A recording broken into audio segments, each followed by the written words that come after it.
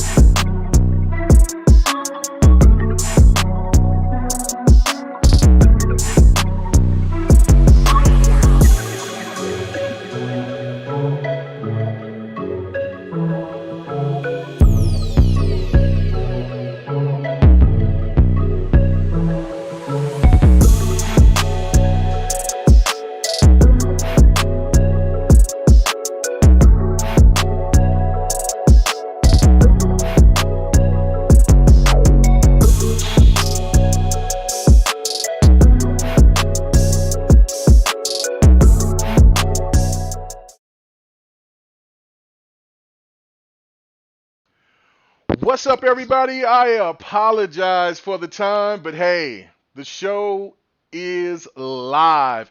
Listen, I just got to do a quick rundown for the people who's been with GRG, that's supported us from the very beginning. Once I had a Windows update, you guys knew the show was over. Like, it was done. It was done. It was over, finito, chitons.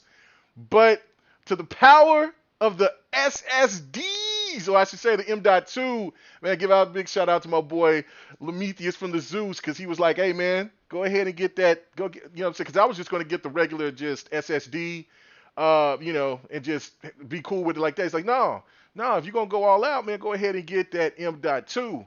And so, yeah, I paid a little bit extra for it, but you know what? If it wasn't for that, for the speed of the SSD, the M.2, there wouldn't have been no show tonight, because I did the updates last night, and I thought it was over and done with. Didn't even go back and check, and then everything started wigging out. The show wouldn't start out. OBS wasn't working. Nothing. So I was like, what's going on here? And then all of a sudden, it just came to my mind, go check the updates, because it hasn't happened like that in a couple of years. And boom, sure enough, that's what it was. But thank you guys for sticking around. Going to have a fantastic show. And yeah, let's get it started, man. Let's get it started, no doubt about it. So anyway, I hope you guys appreciate that. I had to give that little shout out to Yobi. Man, that was just amazing. I was completely floored. So shout out to you, Yobi. Drend, Go check him out. Go follow him. Go check him out on his Twitch channel as well. Dude is entertaining. He's always with us on Fight Night Sundays. We talk a lot of trash, have a lot of fun, and he plays all different types of games. So man, it was a blessing, man. And my wife, she says thank you so much. Matter of fact, if she was here, she would say what's up. So anyway, so let's go ahead and get started. PK, you're back. I see it. Good deal. Excellent. All right, so you there? PK, you there? Yeah, I'm Oh, here. oh, I made it. okay, good. All right, so it was the background's a little loud. Just was over there just saying. But anyway, let's go ahead and introduce our guest, man. I apologize for the lateness, but I know that you was already doing something in the middle of when we was getting started. So anyway, first time guest to the GRG podcast, man, Cal L from the Tick podcast, man. Much respect, dude. The brother's been doing it for a really long time. And man, you know what I'm saying? I know big things is coming, man. So appreciate you stopping by. Hopefully this won't be the last time, brother. What's going on with you? No doubt, man. I appreciate the invite and coming through for the first time is exciting. Man, it's next generation right around the corner, and look like it's gonna be a big generation for Xbox. So I'm hyped. No doubt, no doubt, no doubt. And I know that you are critical, one of the guys that will hold Xbox to task. So with some of these topics that we got tonight, I hope that you're going to bring that same energy as always. And hey, man, looking forward to it, man. Like I said, and thank you and welcome for coming, man, taking the invite. Um, I promised that I was going to start reaching out to more people, especially people in the community that have respect, got a lot of love for. So, you know what I'm saying? And you definitely one of them. So, man, definitely appreciate you coming on. Appreciate that. No, Appreciate it. no doubt, bro. All right, so let's move on to the rest of the bombs. What's going on with you, Slayer? What's happening with you, man? Whoa, yeah, the dreaded Windows updates attack again. Attacks. Quake in fear. always do a double check when you reboot from a supposed Windows update. Because this month was a two-parter, and I happened to check immediately after I rebooted on Tuesday when I did mine. So I caught that one. As soon as you were saying, wait a minute, you have update, I was like, oh, dude, check your update. You probably got one. And yeah, that was what it is. And that SSD saving your butt. Definitely. So we got these topics. Welcome to our guest. Panel is here. Good to go. Finally, let's do this. Yes, let's go. Let's get this done. All right, man, and my man. Oh, the man. Look, I thought I would never see my boy 108 ever again, man. We had dispute over the Lakers, or just not over the Lakers. It was over LeBron James. My boy loves LeBron James.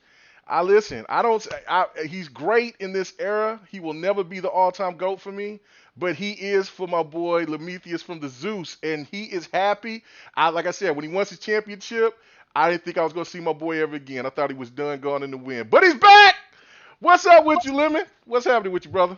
It's good, people. It's good. Welcome to GRG, our guest from Tick, and let's get these topics going, man. Let's go.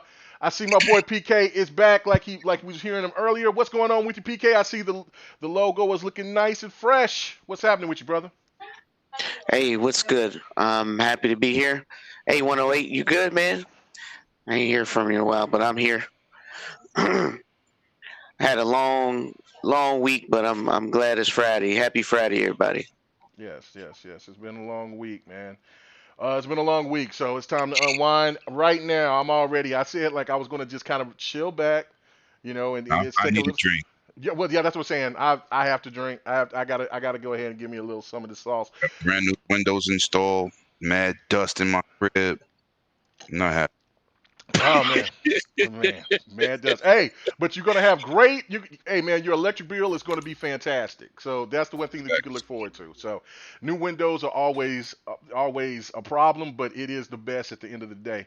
So all right, man, and then Bloody, I think that he's got I hear an echo in the background, so I don't know. It was gone, but it came back. Keep going and coming. So I don't know what it is. I don't know where it's coming from, but hold on, let me see something. Let me check something right fast. Hold on, let me see something right fast to see if it's gone. I swear, people, I've been doing this before. All right, let's see if that works right there. If not, then we'll just have to see what happens. It'll eventually go away, hopefully, or I'll just have to put my mic up. Oh no, I went away. All right, good deal. All right, so let's get to it, man. Bloody will be back, but he got caught up with the Windows bug too. So hopefully that he can come in and give his expertise on it and all that.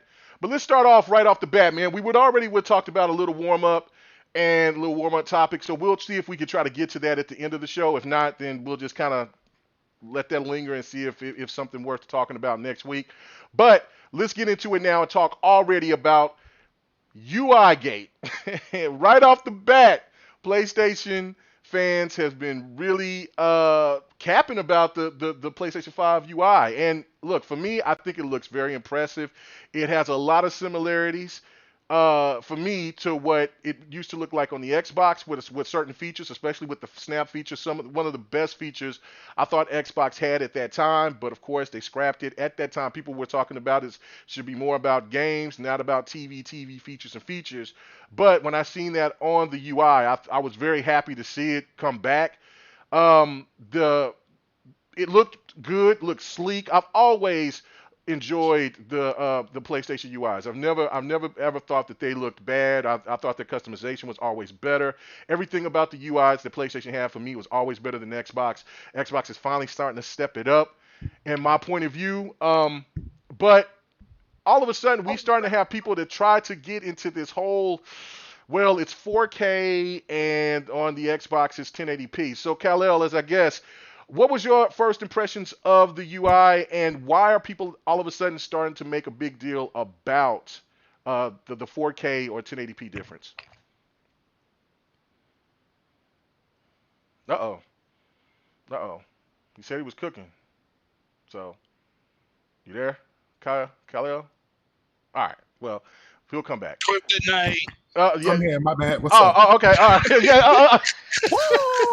Justin the Nick, bro. Whoa! I was like, oh man. All right. So, okay, you didn't hear it, man. I had to do that long answer, so I'm just going to do the short version. All right. So for the UI, the UI controversy that's been going around or whatever. First, I wanted to hear your thoughts about the PlayStation UI and what was good and what was bad, and then also why are people out here now making a big deal about the 4K difference with the PlayStation 5 compared to the 1080p difference with the Series X? I mean, well, first of all, the PlayStation UI is nice. Mm-hmm. I ain't gonna lie. I like it much better than the. PlayStation 5 UI is nice. I like it much better than the PS4 UI. Excuse me. It's a big improvement.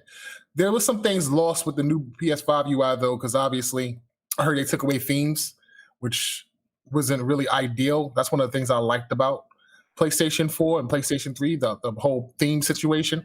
And it's funny because the ironic part is that Xbox has themes now, and PlayStation supposedly no longer has themes. I don't know how true that is, but that's some of the things that I've seen going around.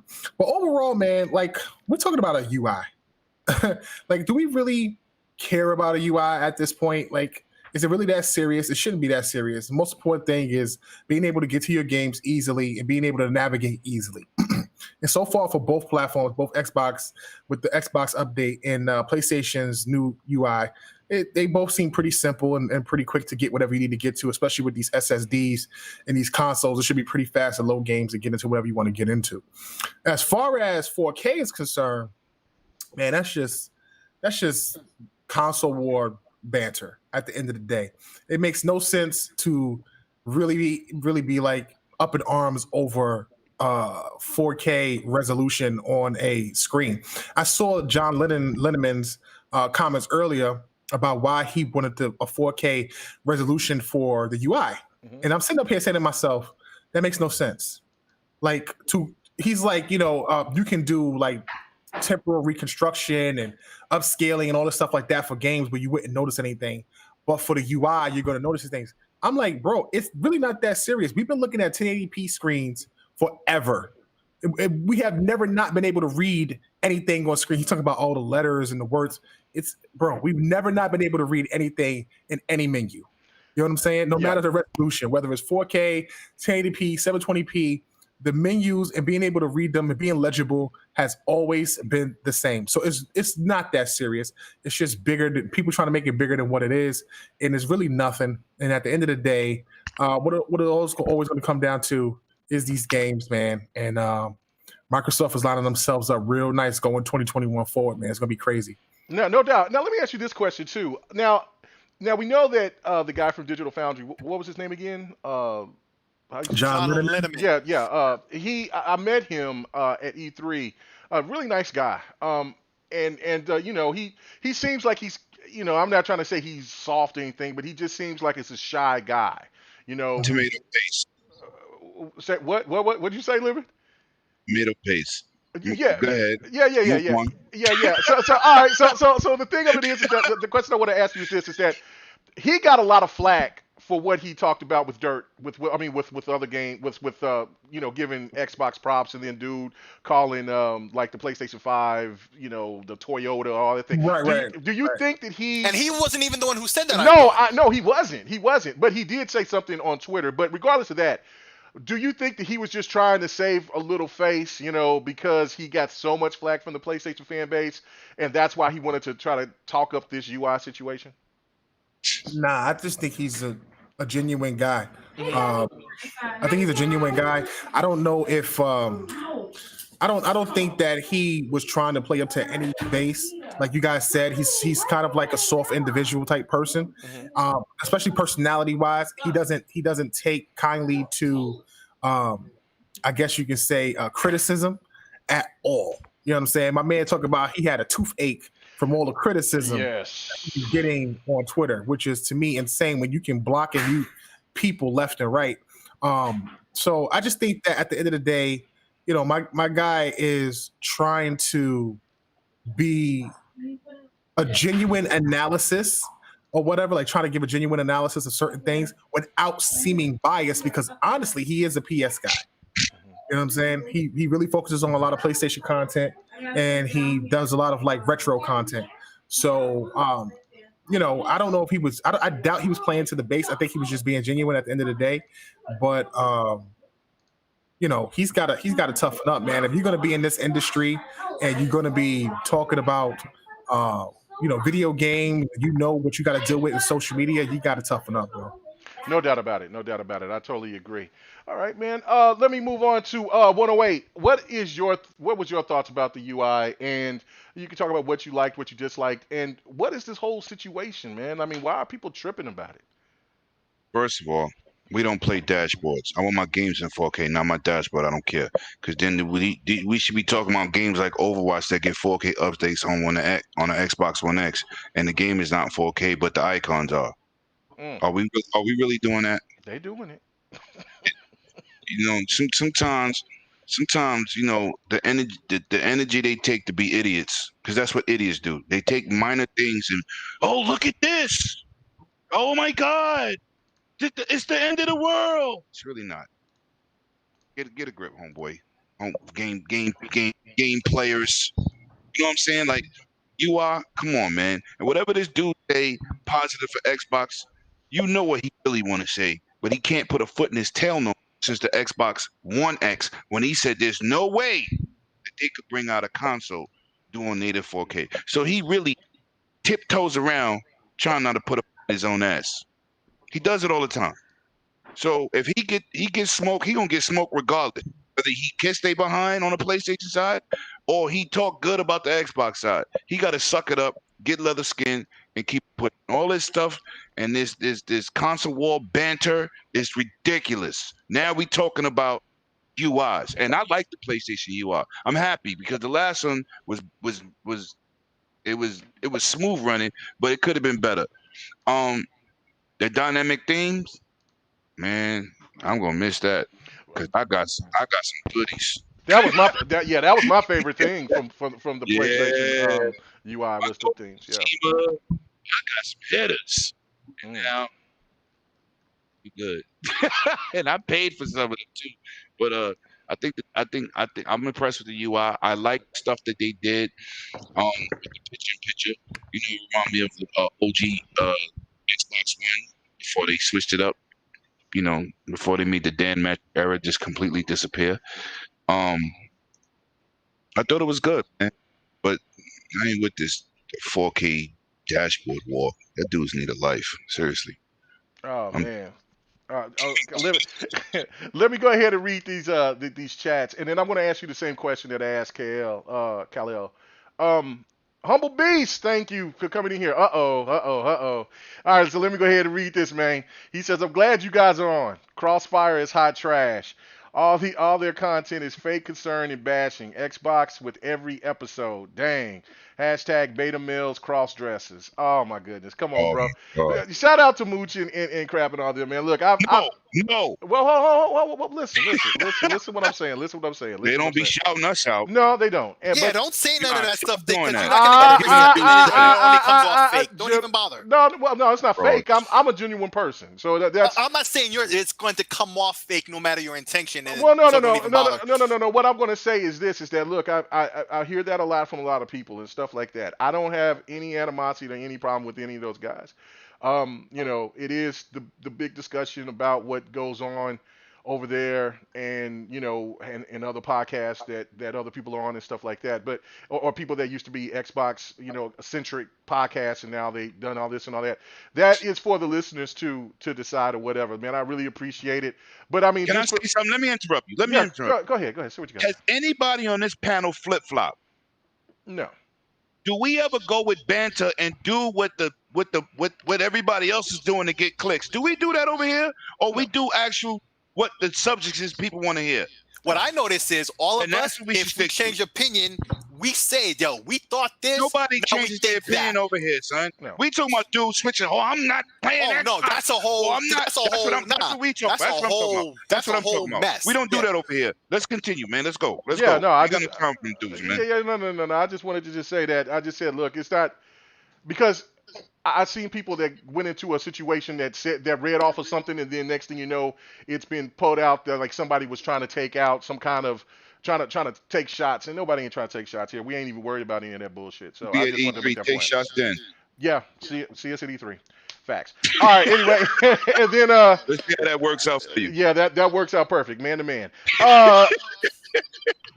My boy Yobi, bro, man, you're killing me, man. You're killing me. You're gonna make Lemon just keep just talking bad about me, bro. I'm not. Nope. I saw what he did. I'm good. He's my best friend now. He good. That's some solid stuff I would do too. So Oh, I man. like that. Yeah, no, like yeah, excellent. No fraudery over there. No, Yobi is real supportive in the industry, man. I mean, what community has to say, not the industry, but he just he just do great things, man. So anyway, let me go ahead and read this. He says, no more talk about Mega not having a Switch. It's over, suckers. From me to you and wifey, you know what I'm saying? 108. He says 109 caught these hands at Fight Night Sunday. Go back into your hole. Don't ever speak negative on the Dragon Heart. Wow. Yeah, bro. Wow, he didn't even really say much on the subject. Jesus. Right, like so, yeah. Okay, So okay. only way to I don't want to revert back always to the dark side. only way. I'm gonna let him go. Hey, He got it. only way to solidify this, I think, is to just come in to Fight Night and settle it. You know what I'm saying? That's how you do it, like man to man, mano to mano. That's what I like. You know I don't play Dragon Ball Z Fighter. You know what I play, and I didn't say anything. I got beat. I don't care. I only can get better playing people that's better than me. Well, okay. Well, we playing Mortal Kombat, so you down for that? How about I challenge your boy Yobi to some 2K? How about we just play Smash and get it over with? Hey, speaking of Smash, look, I got Smash Brothers now, so I got a Switch. So what's with you wanting to smash everyone, man? Come Oh on. man. Anyway, He just needs people to play with.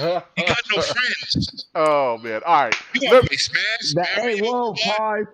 We ain't playing that kind of friends now. Oh wow. I don't know what's happening here, but anyway, let's keep it moving. I don't know what bloody talking about. Let me go to PK on this one. PK is new to smashing people. Yeah, PK wants to smash, so you know what I'm saying. I mean, he got his lovely wife there, so hey, it's all good. But I do have Smash Brothers, and so that will be in the rotation of Fight Night. So anytime you want some sucker, even though I'm a newbie, I will go ahead and get my head beat until I get better, and then that's all. Then I'm going to go ahead and do some work. But what do you think about the whole UI situation, man? I don't really see it as a situation. I mean, I do made a comment. It's his, that's his preference. The UI is cool. It's an upgrade. They finally added features that quote unquote Xbox already had for years, including the snap that was in the beginning in 2013. It's amazing how Xbox gets rid of the snap and PlayStation has the snap. what I don't understand is the little help button to help. They say, well, you don't need to go to YouTube to get some help on this game. You could just hit the help button here, and then we'll show you how to do said thing on the game. So I'm not sure how that stuff works out, if that's a paid thing or not. It just seems a little weird. But overall, I like the upgraded features they added. Again, there's a lot of features they added that we already enjoy on Xbox. Far as everything else, I mean, it's just the UI. I mean, that doesn't matter at the end of the day. It's more or less the features that matter. Just like on any other platform. I mean, Switch has a similar feature, or at least the Wii U did. Switch's UI is slightly different as well, but I'm just getting the general idea. I think it's a good upgrade from 4, but it still used the same layout. There's no real change to the layout. There's no real upgrade from the layout. It's still the same. So it's like, let's see some games, move on. Ain't nobody worried about this daggone UI. No, I totally agree. Now, I was going to ask that question to Lemon before we got sidetracked, but I'll come to him and ask him about it here last before we get to the next topic. But what do you think about the whole situation with the guy from Digital Foundry? Do you think that he's now bringing up this whole situation about the UI to try to get the PlayStation fan base off his back because of what was said about the PlayStation 5 teardown? You there, PK? Oh, I didn't know you was asking me. Yeah. So I thought you was talking 108, but so I think again he's just a guy that just he has a preference and he wants to highlight what he thinks is okay. I mean, at the end of the day, will we care? No. When they do their little analysis, will they be showing off a UI? No. It's really just insignificant. It's just, to me, it's just it's no different than what's his name who blows on the PlayStation controller. I mean, Jeff Keighley. Oh, Jeff Keighley. Yeah. Okay, so you understand that the PlayStation controller is not doing anything new that anyone else has not done before, but because it's PlayStation, it matters. So that's just what it is, and I'm not a fanboy. I'm just calling it for what it is. It's not new technology. It's nothing brand new. Even the haptic feedback controller has been in the Wii, let alone the Wii U. And so this is nothing new. This is old technology that's through in there, and I think it's just going to burn the battery up. And you can't change it like the Wii, where you could change the battery, but you can't change the battery in this thing. So it's really going to burn your stuff up, in my opinion. I just don't see it being a big deal. But going back to the UI, I think we should just let the man have his preference and let him enjoy what he claim he's enjoying. I don't think that's true. I think he just wanted to point it out because it's news. This week is news. We'll forget about it next week and move on to the next thing. There's some stands that hold on to stuff, man. If they can hold on to tweets from 3 to 4 years ago, they'll hold on to them talking about, because trust me. I'm just saying, in particular, majority of us don't care. No, and the ones that do, they are grasping for a talking point to try and and most of us just like, okay, it's a UI in 4K. What does that do but burn up your RAM? Who cares? At the end of the day, who cares? It's just like the same people who says, well, the SSD, what is it? No, they said the hard drive and the PlayStation. First of all, it's not a hard drive. Okay, let's just stop that. This is a whole different technology. There's no hard drives in either console, and it's just like that. And because these guys talk like they're tech guys and they're not tech guys, it just boggles my mind to listen and read some of their comments, even on YouTube videos. It's like, come on, man. you guys literally 4-second Google could tell you that you don't make sense. So a 4K display on the UI, what is that doing for you? Kind of like alluded to what 108 said. So on the PS4 Pro, Overwatch only has 4K letters in 4K, but on the Xbox, the whole game was scaled to 4K, the whole game. But that wasn't a big deal because at the end of the day, they still just play Overwatch, and nobody made it a big deal. Even though on the One X, it is at 4K, the entire game. But on the PS4 Pro, only the UI and the letters. No doubt. All right. Let me go to you, Slayer. What was your thoughts about this whole situation? The console FUD wars continue UI into Gate. UI Gate. I thought Resolution Gate was a whole different animal, but I didn't think that, FUD, UIs, bro. fear, uncertainty, and doubt. Every week, it's a new talking point that's always literally bullshit. That, like PK says, 4 seconds of Googling, which will show you the facts. And once again, it continues. So, our guest, one of the points he brought out first, the point that he brought out first, I gotta say, I do like that PlayStation UI, but also that he brought up earlier that they're throwing out the baby with the bathwater to start over again with a new UI. Just like they did last gen, Microsoft did the same. So now they got to start from ground zero. So there could be some features that aren't there at first and to be added later. Like I'd mentioned before when we was talking about console upgrades, about what was so great about the Xbox generation, whatever that subject was that we had held on to for a couple weeks before we got to it. And I'd made the point of, well, they redid the dashboard again for the Xbox One. And then so a lot of the features went out and had to be rebuilt, and some of them, like the custom music, wasn't implemented in the same way. And I don't know what's going on with the PlayStation because they did it all over again. Meanwhile, on Xbox, what they did was further optimized what was already mature. Added the fixes and addressed the issues that people had with it. Now, almost no one complains about the Xbox dashboard anymore unless you just looking to make garbage points like they're doing this week. And it's ironic that it was a dude from Digital Foundry, which I be defending when you guys are saying digital, but I cannot defend this. And it's ironic that it was from a dude amongst their group to say that, because what they do is sit back and nitpick all these technical details. And so clearly he must have already known. Because they talked about this before when they did the Xbox One X. Right before it came out, the dashboard is supposed to be 4K, and they were like, we could take that RAM and give it back to the developers instead of making the dashboard 4K. That's really not going to help, but meanwhile, that could help in the game. That's the choice they made then. Digital Foundry was aware of this when it happened with the One X, and all of a sudden, they're forgetting now? And if you notice the way he spoke in that tweet isn't the usual way John Lindemann speaks at all. And so while I do feel to a certain extent that is his real opinion, the fact that he came out with it so gung-ho like that when he usually doesn't, it makes me question what really who he was doing that for. I'm starting to suspect certain things, but then also I saw him with a bottle of whiskey, and I know his anxiety, and he's got some mental issues, and he doesn't have that tough skin everybody's saying he needs to grow.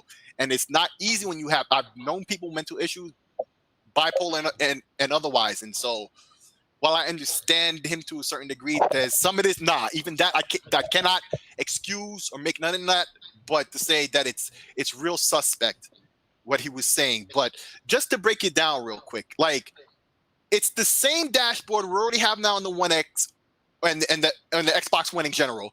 But they've very recently, what was it, yesterday or the day before, everybody's getting this new version of the update if you didn't already have it from the betas, with all the new features, everything looking beautiful. So they're going to waste RAM to make it 4K.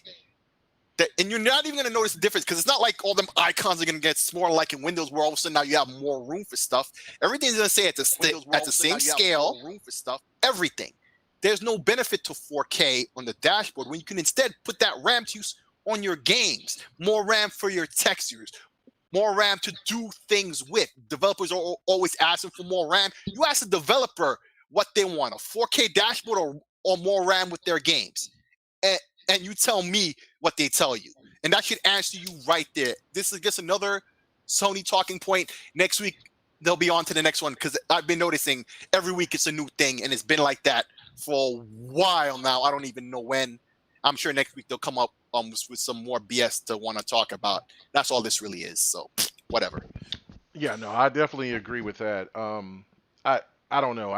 It baffles my mind. That's why I was like, man, let's talk about it first and let's just kind of move on from it. So, Bloody, what's your interpretation on all this, man? What in the world is it? Why has it come down to this? You know, the user interface is now was such a big topic for the last 24 hours, man. This is, I mean, what's going on here, man? I honestly, the fact that this is a talking point shows how desperate people are for just some sort of validation of some sort of achievement over another. And it's kind of pathetic that this is where things have really come to. Cool. The UI is 4K. That's great. That, I'll say this. We've seen that PlayStation has kind of had 4K UI for a bit. But before, it was very simplistic. They had just the one lane that had every icon for like, I think it was like the 5 or 6 games you had installed, and then the settings, and then that would open a side menu similar to what we have with the with the Xbox, right? The biggest thing was that whenever you would click on a game or anything, they would have their lowered menu that would raise everything on the bottom part of the UI up and be able to show you more options, be able to take you directly to the store, show you all the achievements, or for them trophies and things like that. Kind of how we've seen, what they were doing for a while. What this new changes is just an adaptation and a growth of what they were trying to do with their UI, similar to what Xbox has been doing. However, they've kind of kept it simple and clean for a very long time. They didn't need to make any major changes. The fact is, they've already had the resolution that their UI was able to. They didn't need to make anything bigger. They didn't need to change anything too much from how it was almost back from the PS3. The Xbox has gone through so many iterations because of everything since the 360. Look at how it originally started with the blades back on 360, and then how that changed over when they started introducing themes with their version of dynamic themes. Back when they made, the Xbox avatars a primary, and then you can get all those different themes based on a different game that would change the whole avatar friends that you would see, as well as what would be shown in the background.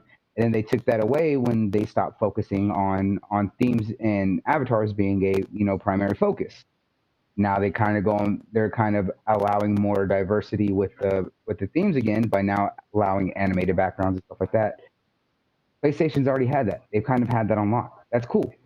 But the biggest aspect is, why is resolution or the user interface such a big thing? I would prefer it to be more responsive and clean looking, because I'm not going to spend all my time on the dashboard and be like, oh, look at that resolution on the dashboard.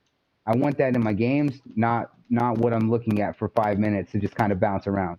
I don't need it when I'm trying to figure out what movie I'm going to watch, when I'm checking the store. If the store is responsive, if I'm able to get to my game library quickly enough, I'm able to see what apps that I want to actually do my streaming on that, matters where the resolution should be. Am I able to get to those quickly? Cool. Then it can stay as 1080p, because of the fact that you don't really care when it comes to the UI, because you're not going to sit there and count the pixel density of the UI. Be like, is this 1080? Is this 4K?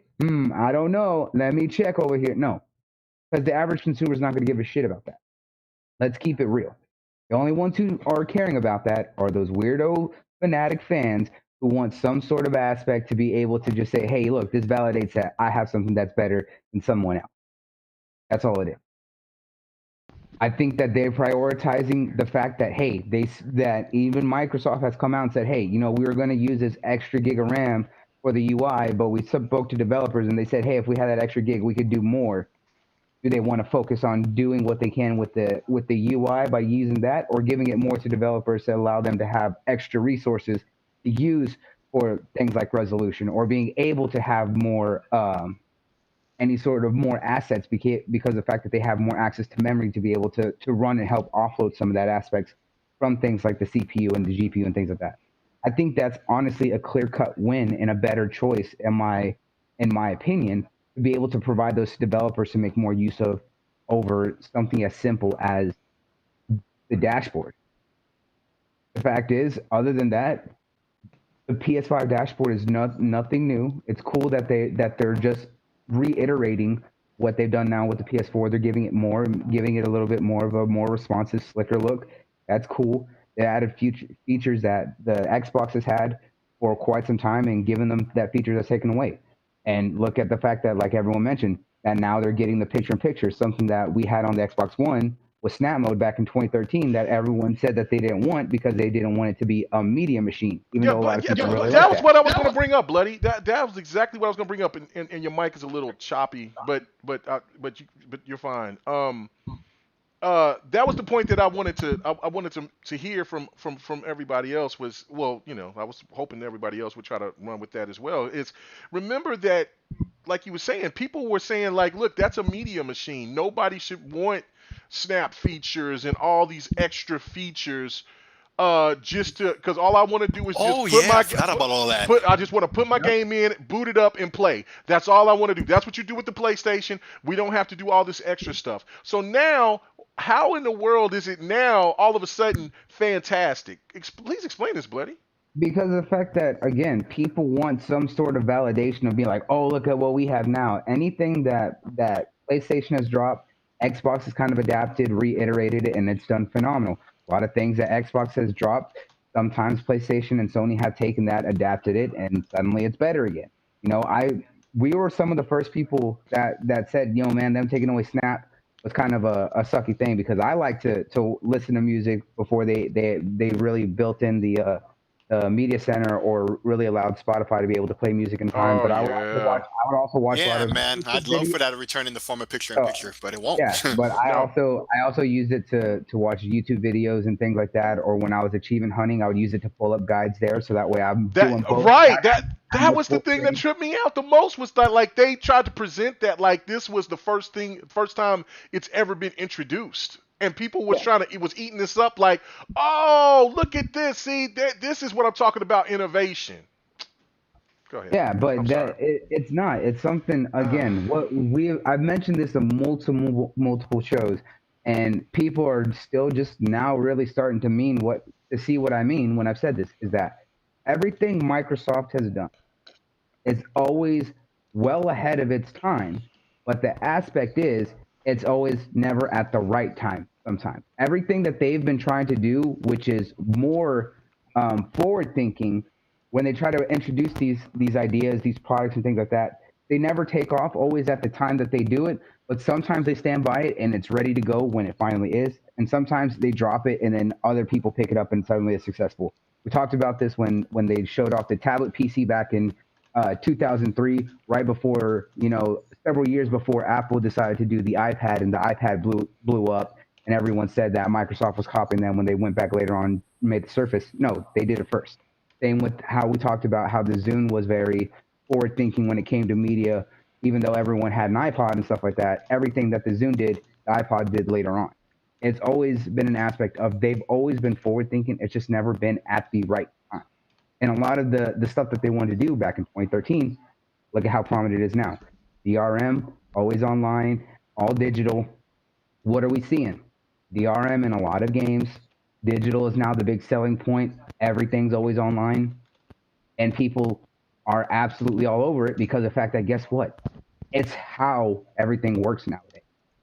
But the fact is, a lot of these features that the PS5 showed off with their UI is stuff that we had already had and stuff that we complained about when it was gone. Mm-hmm. And now people just want to use it as a talking point of, oh, look at what we got. You guys don't got it. Haha, we're the best. No, we've had that before. We didn't want it gone. Oh, and Bloody, let's not forget these same people were poo-pooing these features when the Xbox One had it, because it's taking away from pure gaming and the performance of the system. It's supposed to be all about games, but no, you're doing all these useless things. But now that PlayStation has it, it's great. Exactly. It's literally Snap. It's literally the same features from 7 years ago. Yeah, but it basically is. Everyone talked about how, Xbox is now a media machine. It's not for gaming. Ho ho ho. They can't do this. They can't do that. They play at 900p. Well, guess what? Now that they focus everything on gaming and still have some of the media aspects of it, you guys are all about the media console now because obviously the machine is showing that it can't handle certain aspects of gaming. You know? Yeah. And you're talking about people who got excited over a media remote to be able to switch between all the streaming services because it's built in on the buttons. I mean, these are the kind of people that you don't want to argue with because of the fact that they don't believe in logic. They're just stupid. That's how it is. And let me ask this, the whole panel. Anybody could just jump in on this. How is it that now, when you look at it, because it seems like everything is going to start going in reverse. I shouldn't say reverse, but everything is going to be flipped over because of the fact that I think PK brought it up. I think Bloody, you might have brought it up too. Was the fact that they are going to be using more resources for that user interface, like Xbox did, and then Xbox had to take it away so they could add more power, so games wouldn't be caught up in that whole resolution gate mess.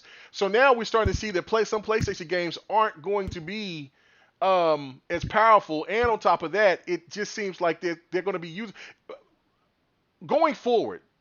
The question I'm asking: will this bite Sony like it bit Microsoft when it comes to certain games, especially when there's those Digital Foundry or IGN matchups, when those games are put close to, when they're compared overall, and then one is going to be 4K native and the other one's going to probably be 1440p or dynamic something. Is that going to affect PlayStation going down the road? If it's presented honestly in the same way it was this generation, like the same way with the same little snide remarks, which I don't think is going to happen.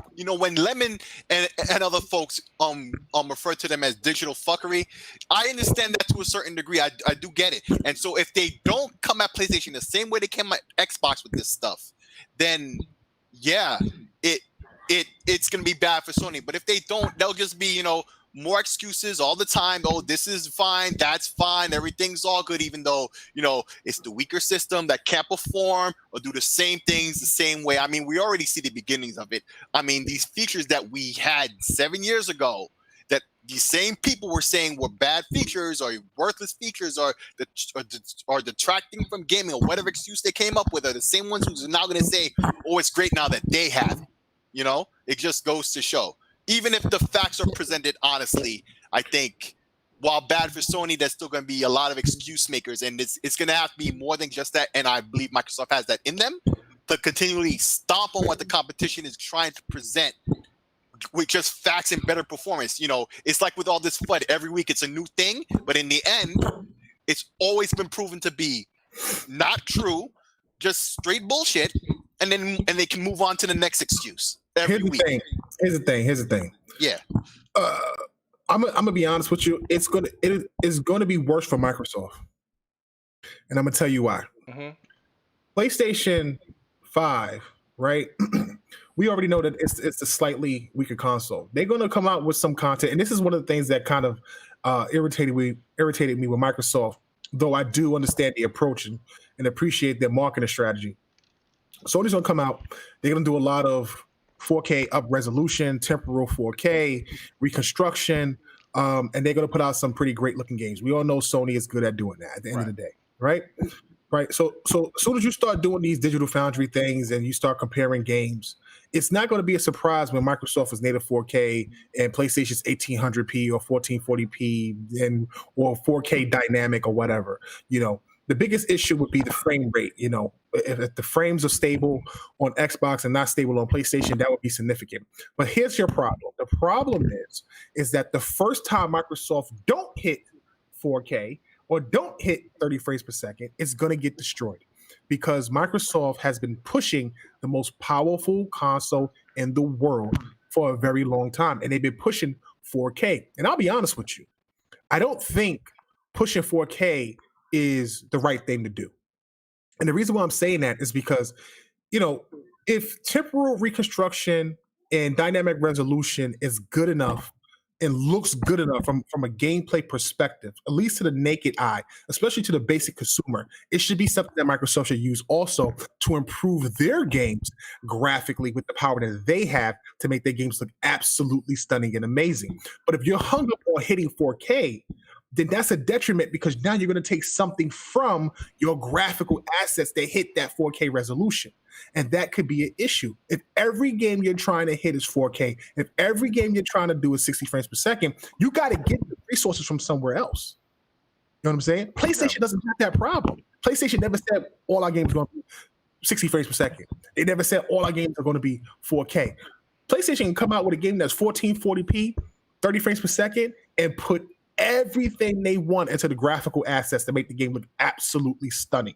And that's something that Microsoft might not be able to do because they put themselves in a position where power matters and the way they present that power is 4K 60 frames per second.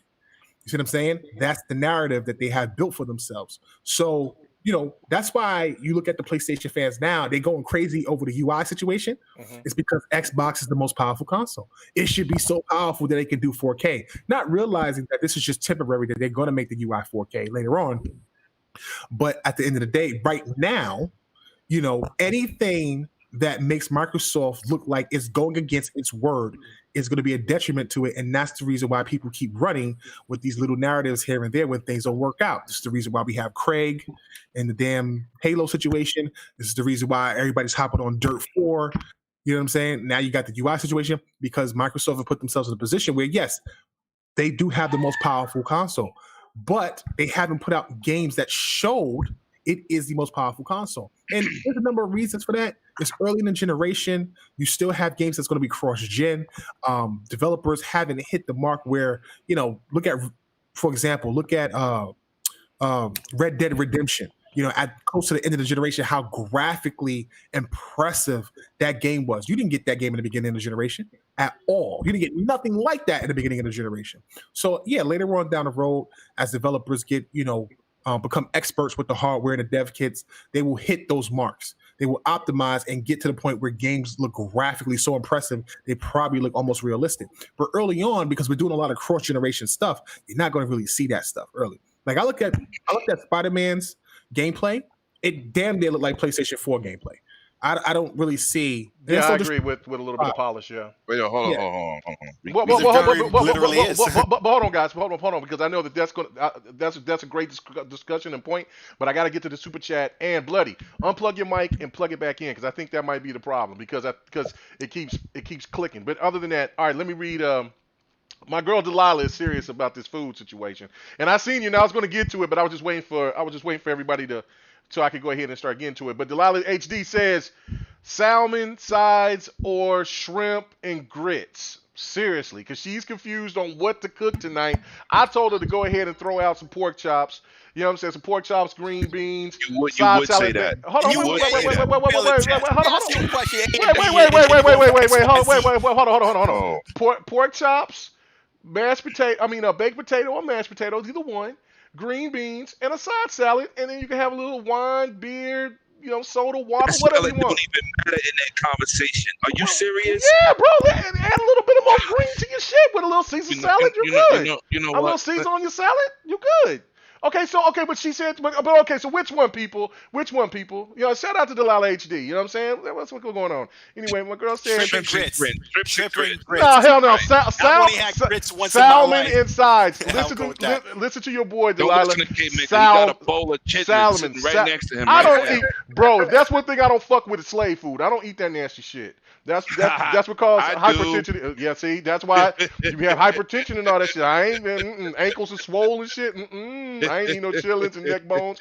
Give me some good food. But anyway, no salmon. Let me touch on this. Hold on, there was another person I thought. Okay, yeah, Sir X Man in the chat. He says, "Hello, GRG. I have one thing to say. Rambo." Yes. Oh, fact. Yes. And also, people, hit that like button or that dislike button. I don't really care. You're here, you love or you hate it, but regardless, man, show support. Thank you guys for hanging out. And then also now let's get into it because that's some stuff I wanna talk about too as well. But go ahead, Lemon. What was you gonna say First of all, counteract our boy Tick. 4K is not the narrative placed for Xbox. You know what the narrative is? Mm-hmm. Game Pass. That's the narrative. The narrative is hardware, ray tracing, next gen features, HDR on old games. They got so much more than 4K 60. They could do 4K 60, and all developers are not created equally. That's not the point. Let me finish. I'll let you talk. The point is, I understand you want to talk about the power, but they're doing more than power. Backwards compatibility is off the chain for what they're doing. Nobody gets left behind. That's another model that they're doing. Now, when it comes down in the beginning of a generation, I don't know what TV these people been watching Dirt 5 on. That game looks crazy. It looks amazing. I don't even know what the hell people talking about. These BS narratives and all this, no game is going to take advantage of either one of these hardwares from day one. That's never happened in the history of any console launches. That's what I said. Facts. Now, I agree with you, but I'm saying, like, people act like you're going to get some games that's not that good. Unless you're Nintendo. Nintendo games are high. Yeah, but it's Nintendo always doing that dumb shit, and they get clowned on it all the time. So to the hell with Nintendo. Nintendo games are damn expensive. Nintendo, fix your prices. Okay. What I'm saying is, go ahead. I get all that. The narrative that people want to keep pushing. Listen. The dashboard is not even final. Yeah, they still don't have to, but people don't want to say that. That's the point. They want to make it look like everything is set in stone. There won't be no firmware updates. There won't be no change. Listen, how about this? When Dirt 5 come out on both systems, I can't wait for Digital Foundry to talk about that. I can't wait. Look, we know we understand what Microsoft's marketing points are at the end of the day. Mm-hmm. My thing is it's not about what they're presenting with their console. Mm-hmm. My thing is, my concern with them is that they've built this power narrative. They've done it with the Xbox One X, and now they're doing it with the Xbox Series X. And it's something that they've always done. This is not something new for them. They did it with the original Xbox. It was a very powerful console. Facts. Keep going. Right. You know what I'm saying? So for them, it's not new. But when you look at the marketing for what they've been doing, a lot of it is power. And frame rate. Push that. You know what? Push that. Frame rate resolution. That's all power, right? And that's great. That's great. But then what that does is when you don't hit those marks, that's Microsoft for them to first be party. Okay, one at a time. One at a time, guys. That's what I'm saying. Okay. That's why I also said all developers ain't created equal either. Microsoft and Sony first party studios trick their systems out. Period. What third party can do and what they finances can handle is something completely different. We don't judge these systems solely on third party. We don't do that. We always look at first party and what first party do. What Uncharted's gonna look like, what Spider-Man gonna look like, what God of War gonna look like, exactly. Right. We're not comparing them to no third party, no AA company. That's who's going to take advantage. That's who always. Can I jump in a little bit? Yeah, go ahead. A game like Red Dead. So I just want to say that, guys, look at Gears of War 5, and look what they're doing on the Series S and X, both running at 120. Multiplayer. Let me just say this: my PC with a 2080. I mean, I can't hit 120. Okay, I can't. So, and I explain the narrative. 120 is for multiplayer, because people think 120 is for single player. It's really not. It's only for multiplayer. No, it's for multiplayer, but it's hard to hit 120. Oh no! So for that to do that, and don't get me wrong, I do hit above 60 frames all the time, but the point is, it is very hard to hit a stable 120. And for a Series S to do it at 1440, which is what I game on all the time on PC, with Gears, that is amazing for $300. Fact. That is what you. That's what people need That's exactly to the point that I was going to hear. Series X Is that power narrative right there. We're not even talking about the X right now. We're just saying that first party games will be optimized for the system, and it will get better over the years. Third party are just pushing. Let's just be real. They're trying to make sure their stuff works on multiple platforms. Whereas first party only have to worry about Windows, which is the same platform that's on the Series S. So let's just not. And far as xCloud, that is Xbox hardware in those blades. So it's the same thing. It's nothing new. It's the same hardware, the same software across the board. The only thing they have to worry about is making it work on Steam. That's it. Having Gears at 120 is impressive for a multiplayer game. Let's not fool ourselves. This is a last generation game that runs on 1.84 teraflops or whatever it was at the time. The original Xbox. No. Have you seen the version? So let me finish my point. All right, but I am a PC gamer, and this is where all this console talk needs to stop. Because you're not a PC gamer. You play the Switch. Sucker, I play the Switch. I play the Switch now. I do that too. You ain't even got 10 hours on your Switch. Stay in your lane. Shut your mouth, sucker. Shut your mouth. I'm a newbie. Your Switch still smells brand new. It is. It still smells good and fresh. That every game that's on PC, including Gears that you said ran on the old system, runs on PC too, and on old systems PC. It doesn't matter if it's new or old, because the newer technology, just like my 2080 would crush anybody's 970, right? It would crush them, but they can still play Gears. They can play the same games I can play, but it don't look as good. It don't perform as well. That is the main thing that everyone is getting this generation. Is PC-like power with a bargain. A bargain, bro. You cannot buy a GPU cheap enough, not just the GPU, but the entire setup, to be able to compare to a Series S and keep it that price point. There's no way in hell you can do that. It's impossible. Okay, yeah. Okay, but hold on. Let Khalil make his rebuttal, and then I cannot be calling this guy Clark Kent, man. Hey, what's wrong with that? Hey, wait. You know how well I did Kal-El? You know how much I did for this? Hey, bro, he's a pioneer. Yeah, bro's a pioneer, man. Bro is a pioneer, man. He is a pioneer for the brand, man. You know what I'm saying? What Kal-El is he? Is he the one from the Sci-Fi Channel, the new series that's fire, or he's like? No, he's from the old school. He's from the old school. Okay, he Christopher Reeves, man. He's I like that. He's the origin, bro. He's not Superman Returns. He's not Superman Returns. No, brother, man. Before there was the dealers and craps and all and Z's, that dude was doing it. So like that. Let's keep that real. So anyway, but okay, well, go ahead, Tick.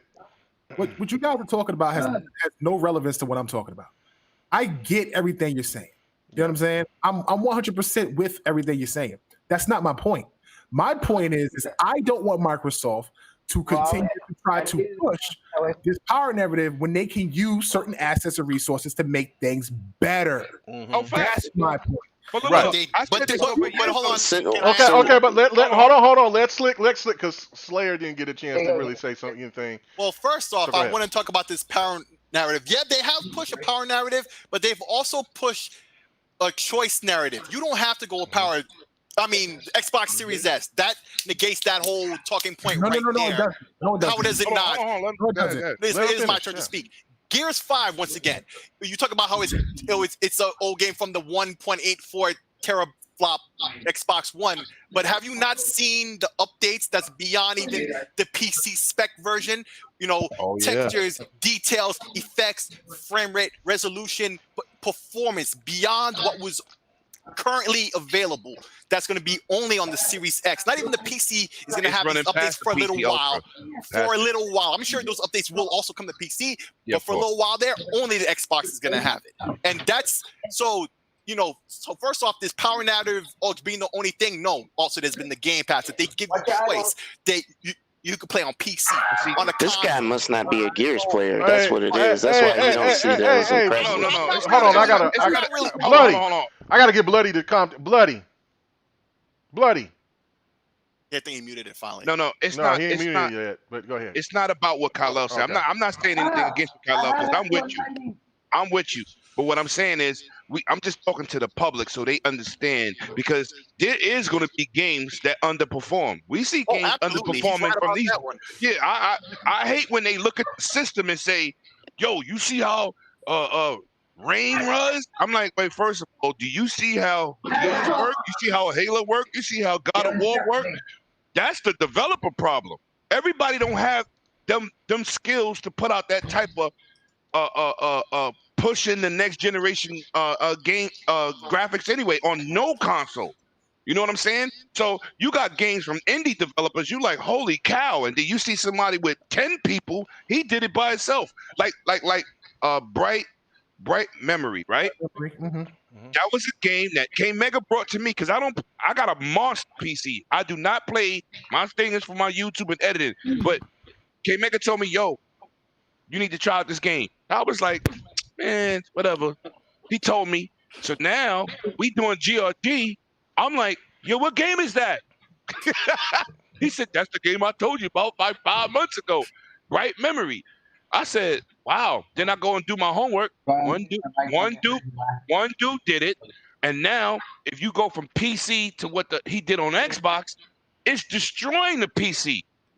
That will be a game with ray tracing, bells and whistles that people are not talking about. Mm-hmm.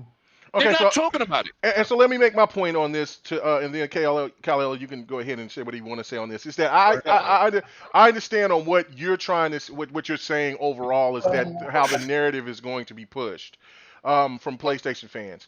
But then in a sense of when PK was bringing up about Gears, you said, well, that's an old game. But so is Demon Souls.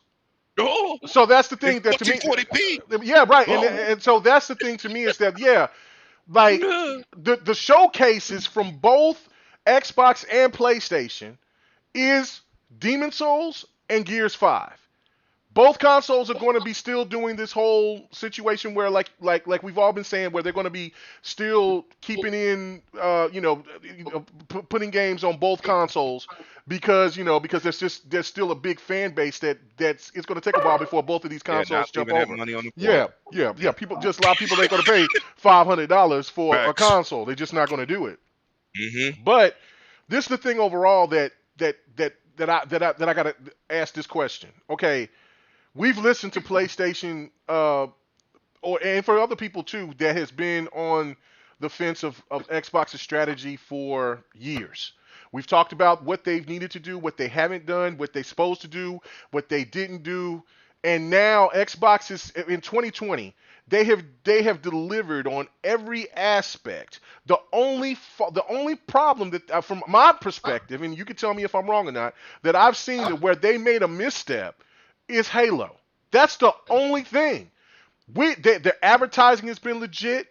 Their messaging has been legit. Their transparency has been legit, and also them to quantify and to make everybody see that they're serious about the Xbox brand. On top of the fact of bringing more exclusives to the console, they have done everything. So I don't know. You missed one, Kamiya. What? The financial commitment of $7.5 billion. Well, I mean, and even more. We're going to get into another topic. We're going to talk about something else that's going further. But Kal-El, that's the thing that I'm trying to figure out is that I get this, that we've heard from people that said that they're going to go after Microsoft because not every game is going to be 4K 60, or and maybe some games are going to be dropped to maybe 1440p, 120 frames or whatever.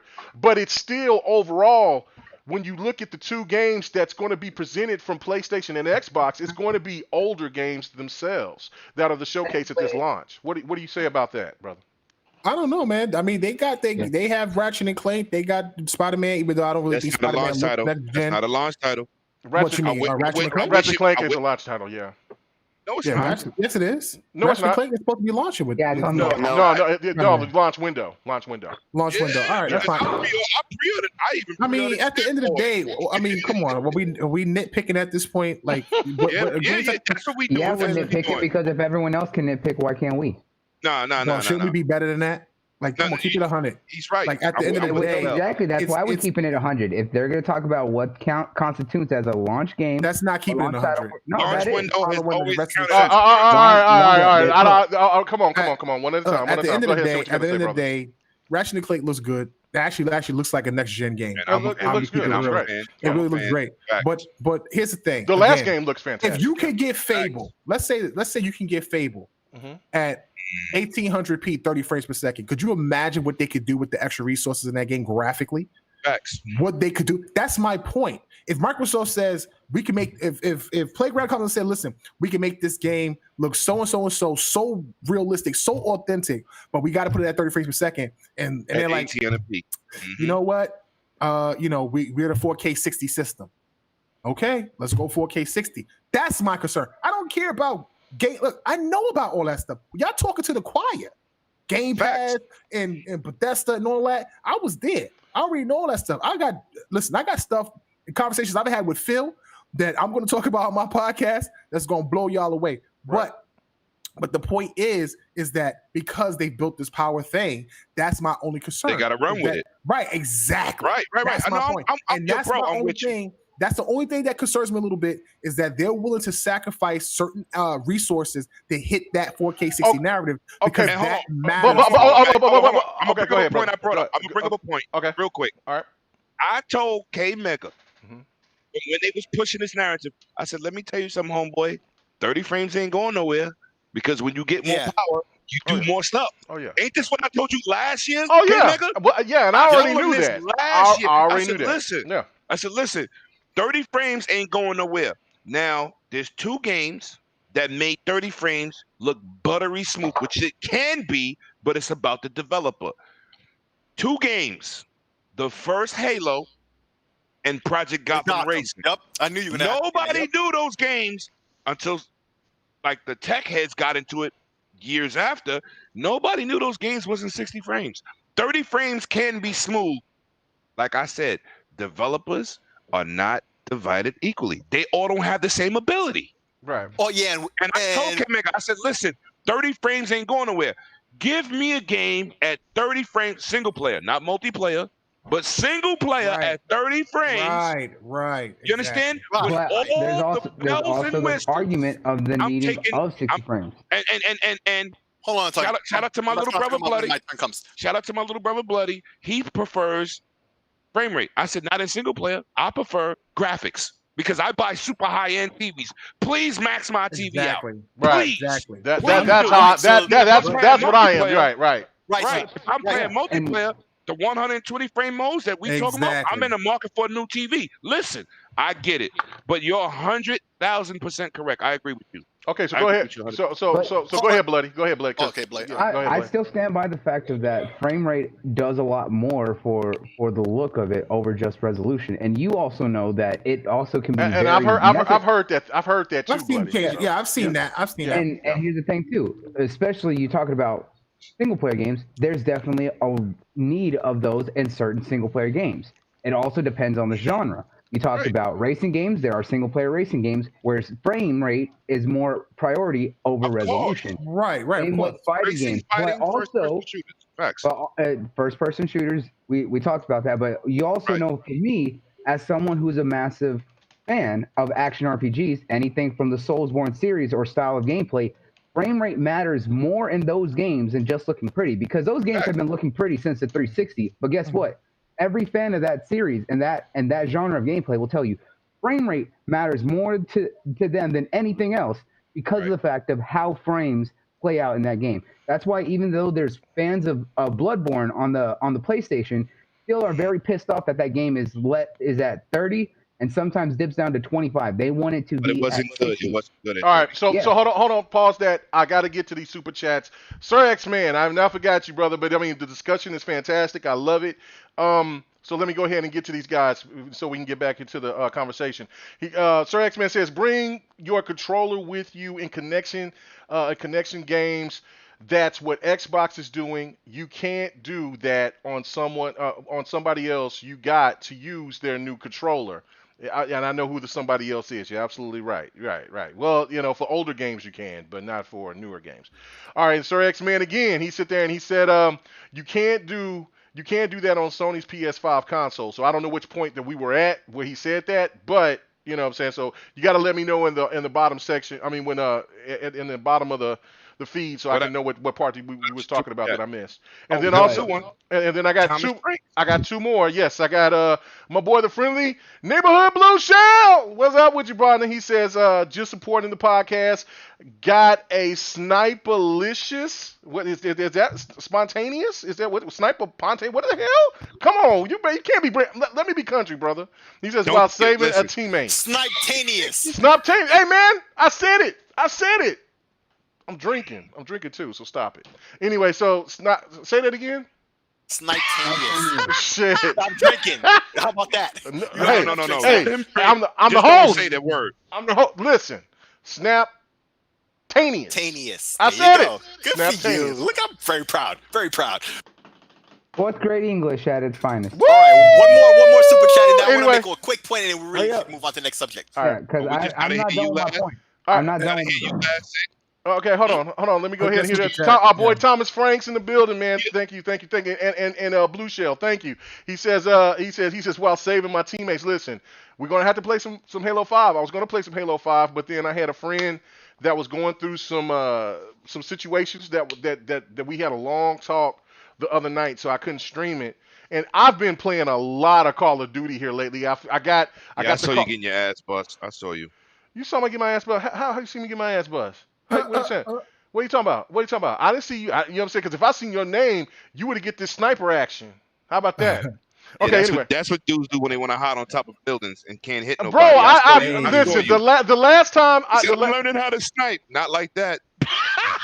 It's been working pretty good. I actually can say, man. I mean, everything is going up. I'm only you know teasing, man. Hey, you're a hater. But anyway, one more thing. All right, so my boy Thomas Franks, he says Microsoft had to push the power narrative because of the beginning of the generation when they were the lesser powerful console with the Xbox One in 2013. Absolutely great point. Okay, so what were you going to say, Tim? 1080p makes you a better gamer.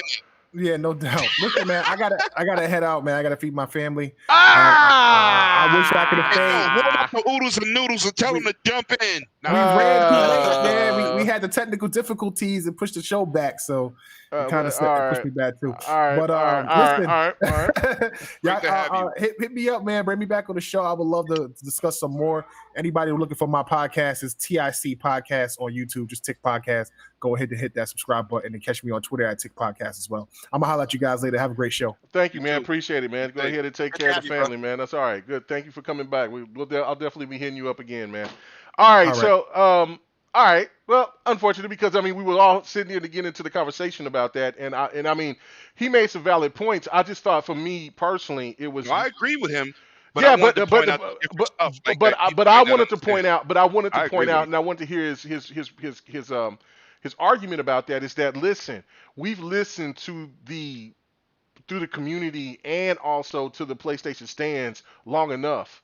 Xbox has answered the call. I just don't. You know what I'm saying? Listen, it's just no different than how the PlayStation 3 was and how PlayStation. They went through their turmoil, their issues, and they answered the call with the PlayStation 4. Regardless of how some people may look at it, if they says they did it with grime and grit, or however you want to look at it, whatever, they came out and they came slugging. And Xbox was too overconfident, too confused, and they had too many people that didn't care about the platform. They just didn't care about Xbox like that. And now you see Xbox swinging just like PlayStation was right after the PlayStation 3 era.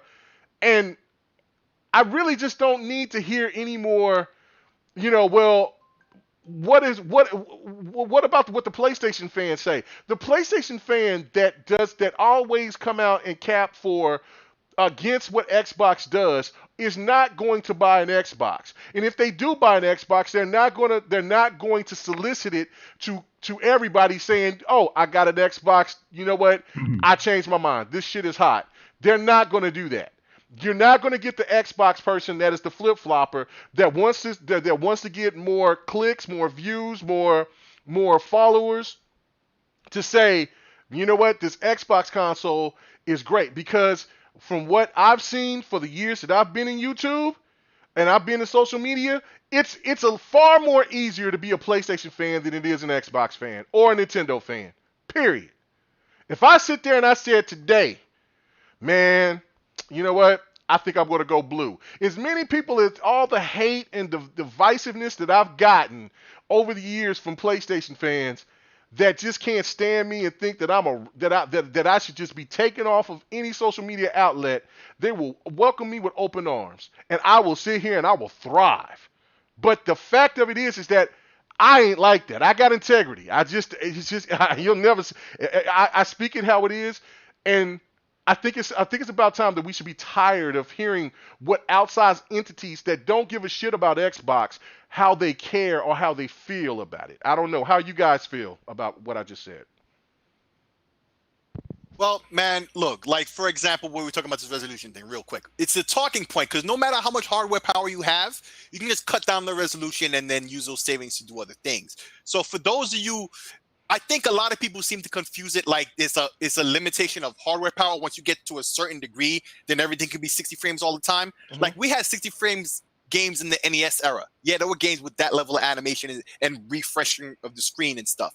But you could do more if you just split it down. And so eventually the Series X is going to have 1800p 30 frames a second game, and Pony's going to come out and saying all this, but we already know just another talking point to say, oh, your hardware couldn't do that, all that. Meanwhile, the PS5 wouldn't even be able to do as much as the Xbox. If it was a multi-plat game, that'd probably be a 1440p game or a 1080p game, to be honest, with no ray tracing or whatever. And that's if they even tried that fake ray tracing crap, the resolution would be lower than that still. So it would be crazy talking points. That's all it always is. That's Right. all it always is. So if you want to go and flip flop to one system or the other, but people are noticing because other names I'm not going to mention because I don't care about these folks who keep flip flopping. People remember them as flip floppers, and if you watch their numbers are going down.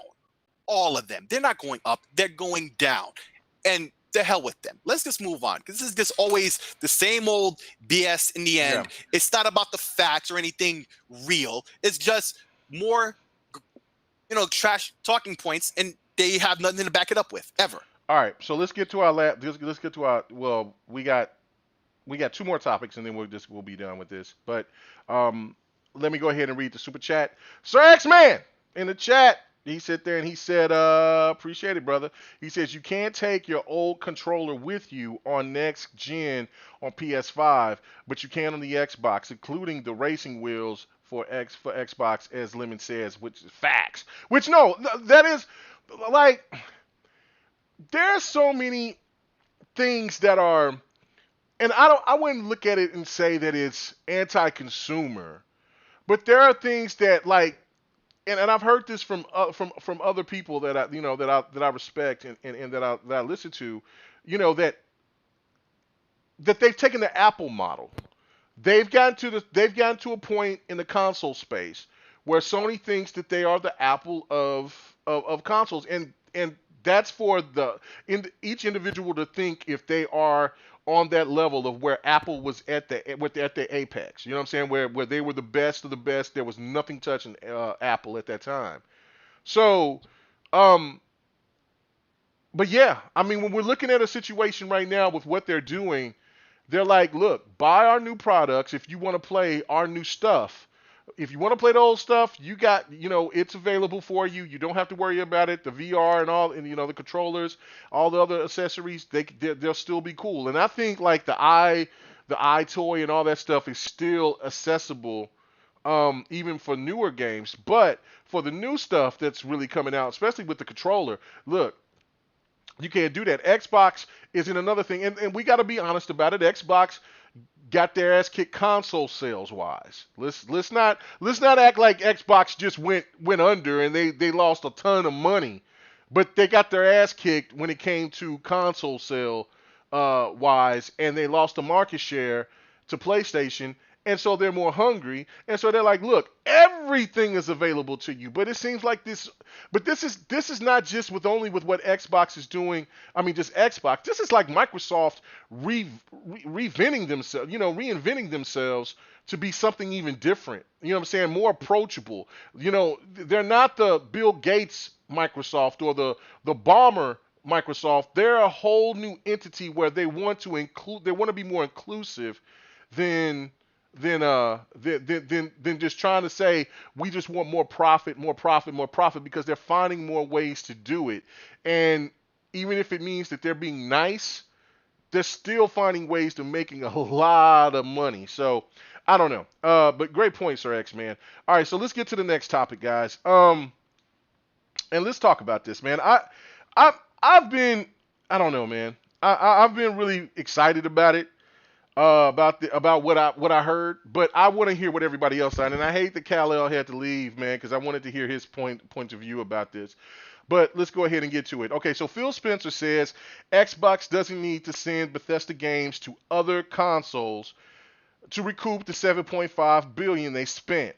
Now I'm gonna go to you, Bloody, first. On this one, does this mean Xbox will keep these games in house? Or does this mean that this is just serviceable talk to just appease? I don't know. What do you think? Do you think Xbox is really going to start playing Xbox hardball with those Bethesda big AAA titles that's coming down the line? Well, I mean, I actually sat down and read the whole interview, and Bill brought up a good point. Can they do it? Absolutely. If they shout out to my gameplay, Def Jam Fight for New York, EA, y'all bullshitting. Remaster this game, bring it back with online. Okay, go ahead. Flat out, trash. They he was asked, can they make $7.5 billion back by from that deal? Can they make it back? And he said yes, and we know that they can.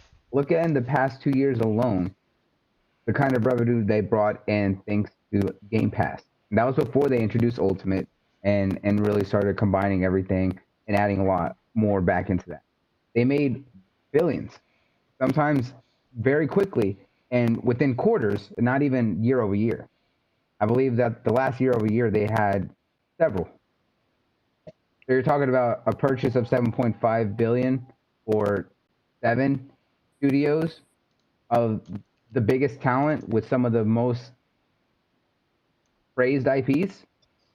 You're damn right they can easily make that. And he said that if we use just what the ecosystem we have, which is xCloud, Game Pass, Xbox, PC, and now being able to play it on mobile or anything like that, he said, yeah, there's no problem. And he's right, because people now have an entire ecosystem. Xbox now truly has hit that brand status. It's not just a console.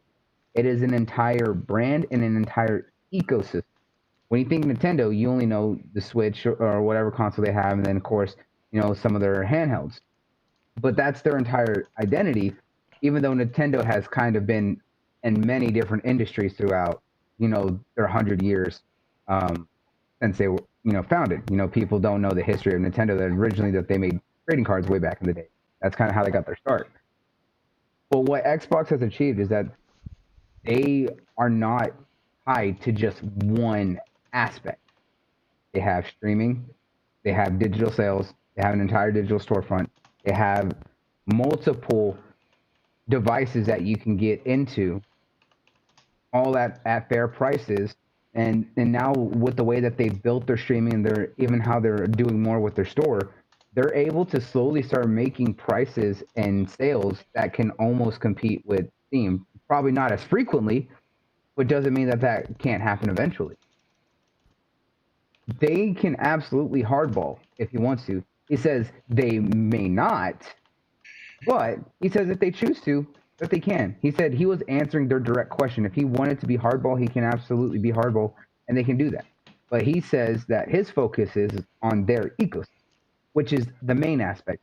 He's not saying, hey, we won't, but he's just saying, right now my focus is this, which it is, because his big focus is to bring everyone into the Microsoft and the Xbox ecosystem, make that their focus. So he wants people to join in that ecosystem. How they join into that ecosystem doesn't matter, because as long as they're in the ecosystem, that's where they make the profit. That's where they make the money. Whether you're going in only through PC, whether you're only going in through Xbox, maybe you're doing both, or maybe you're just using Game Pass and just paying for that and being able to stream directly off your device. That's his focus. That's what he means. And anyone who tries to interpret that as anything else is just trying to delude themselves. Can they hardball? Absolutely. Will they? That's not their focus. Maybe they will, maybe they won't. He's not trying to say yes or no one way or the other. But he is trying to say, can we do it? Does anyone think that we couldn't do it? No, we absolutely could. And that's the point that y'all need to be taking. And that's the point that needs to be understood. And they absolutely can. Well, let Bloody say. I'm just joking. I'm just joking. Oh, okay. I was just like, damn. Yeah, I was about to say I didn't think PK would disagree. Actually, I was like, wow, really? I was like, Bloody's damn. Strong as hell, but I'll wait till my turn. Oh, Bloody is making his point. Bloody, you got anything else that you want to add to this before we move on? No, that's pretty much it. Yeah, I thought he was at his end. Yeah, y'all over here, y'all Bloody knew what. I just wanted to troll him. I know you did. Too. I was like, what? Lemon just wanted to be nasty. No. He's wrong as hell because y'all don't pay attention when I speak, and I'm getting tired. Hey! Put some respect on my name around Hey! Wait a minute, don't say that with your chest. Don't be doing that. Yeah, you'll fall out. But anyway. Spider Cuz. Anyway, I'm about to put one of my main homies on Front Street too. Oh shit! Okay, so I can't wait for that. All right, so you're gonna have to wait a little bit, Lemon, because I went. All right, I'm gonna wait. All right, so free smoke for everybody. Oh, free smoke. I'm ready. You tried to do last week. Brooklyn status. Woo! So that's how we're doing. Hey, Spider-Man. Yeah. Hey man, that Spider-Man game. We heard what. No. Spider Cuz ain't. He's a fictional character. Whose gameplay is this? You know what I'm saying? It ain't yours. It ain't yours. It ain't yours because you ain't gave none, because you ain't been given none, because you ain't good enough to give none. So if I get some gameplay, then show me. Don't open your mouth about Megas gameplay. You're right, Delilah. Bring it back. All right. So let me go. Slayer's next. All right. So Slayer. All I'm saying is that they know that exactly what they got in the works. They know exactly what they're capable of doing. They ain't got to worry. All right. So Slayer, you next. Go ahead. Oh, I'm sorry. I was muted there. Listen. So basically, hurry up. Jesus Christ, man! Like, give me a freaking second and like point. Have your shit together when he called you. When I call you, bring it. You're a regular. I forgot the plot, and I'm scrolling through Twitter trying to find the list of times up.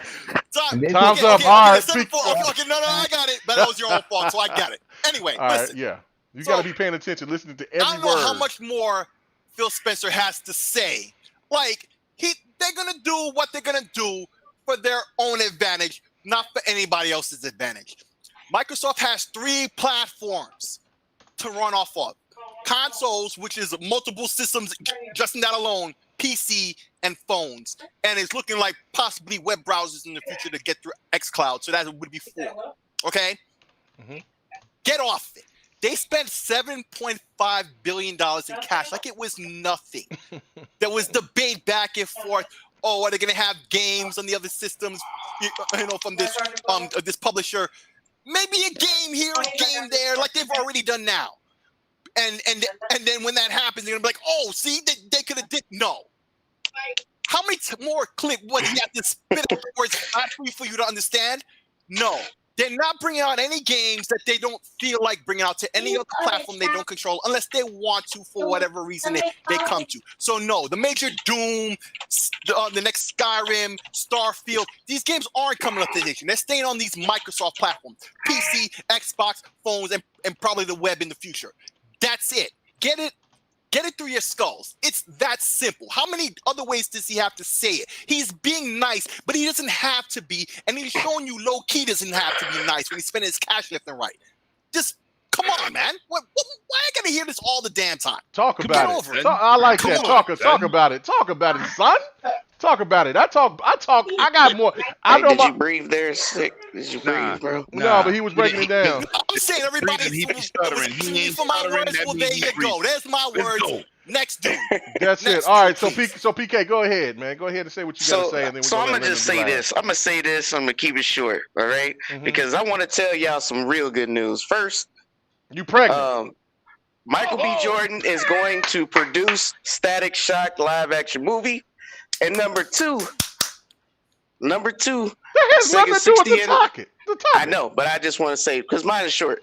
So everything that Bloody said, ditto, basically, he already hit all the points. But I'm going to just break it down, drop the mic here.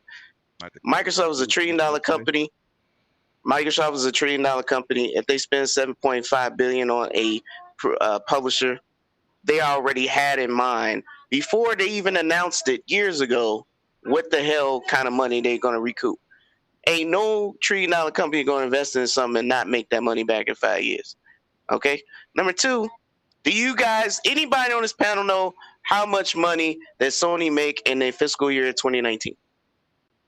I would say okay. You said hold on. Sony as a company, 2.8 billion, right? Something like that. Sony as a company, right? Sony as a company, right? Sony as a company. Overall, how much they money? I say 4.3 billion. I'll say 7, although I think that's too high. That's too high. No, it was a number. That's the same. It was six billion. That's the same year that Microsoft made $10 billion in a quarter. Yeah. And destroyed them for a whole year. Yeah. So for a whole year, their fiscal 2019, they have made $6 billion. So Microsoft dropped 7.5 on a publisher. One. They bought LinkedIn for $50 billion the year before. Ooh. Come on, you can't be talking them facts. All I'm saying is they got pocket money left, and there's rumored to be another big acquisition. No, it's not pocket money. It's called play money. They got play money. Okay, so I mean, what I'm getting at is pocket money is what I got in my pocket right now. What I'm getting at is, and that's lint. We don't need who is anybody to question a $1 trillion company and what they invest in and how they make their money. Fact. When Sony as a whole, for a whole year, could not make as much as they dropped on that whole publisher by itself. All right. Nice. Who's making who money here? And I'm not trying to crap on Sony. I'm just like legit. No, you're saying the facts. I'm just trying to say. Oh, look, no. if you read the comment section, when people listen to the show later on, remember, you, I, and everyone else on this panel doesn't think outside the box. We all think alike. Xbox is better than anything out there in the world. Never said that. We never acknowledge PlayStation. We never acknowledge Nintendo. We never acknowledge PC. We never acknowledge the 3DO, the PlayStation. We don't mobile. We don't acknowledge anything. All we do when you read some of the comments in the comic section from later GRG episodes, we all bleed green. We all bleed green. We are not we're not multiple console owners. That's what they're saying. That's the narrow-minded thought. Yes. And the thing I'm trying to tell you guys is when Phil is in the business, we're not. We're outside. So when he made that statement of we're not in competition with Sony and Nintendo, you guys got to take this don't take this for granted. When he sees Amazon and when he sees Google, even though you guys might laugh at Stadia, don't think Luna's going anywhere, don't think they ain't got pockets too. Don't think they can't make big moves like Microsoft. You learning well. K-Megas taught you well. He's happy you talk nicely about Stadia phones. The thing I'm saying is, gaming is about to change forever in this generation. Can't wait to see it. And all I'm saying is the same crap that you guys, I won't say you guys, but the same crap that those people criticized Microsoft at the beginning of 2013, and now we're doing the exact same thing they already said we're going to do.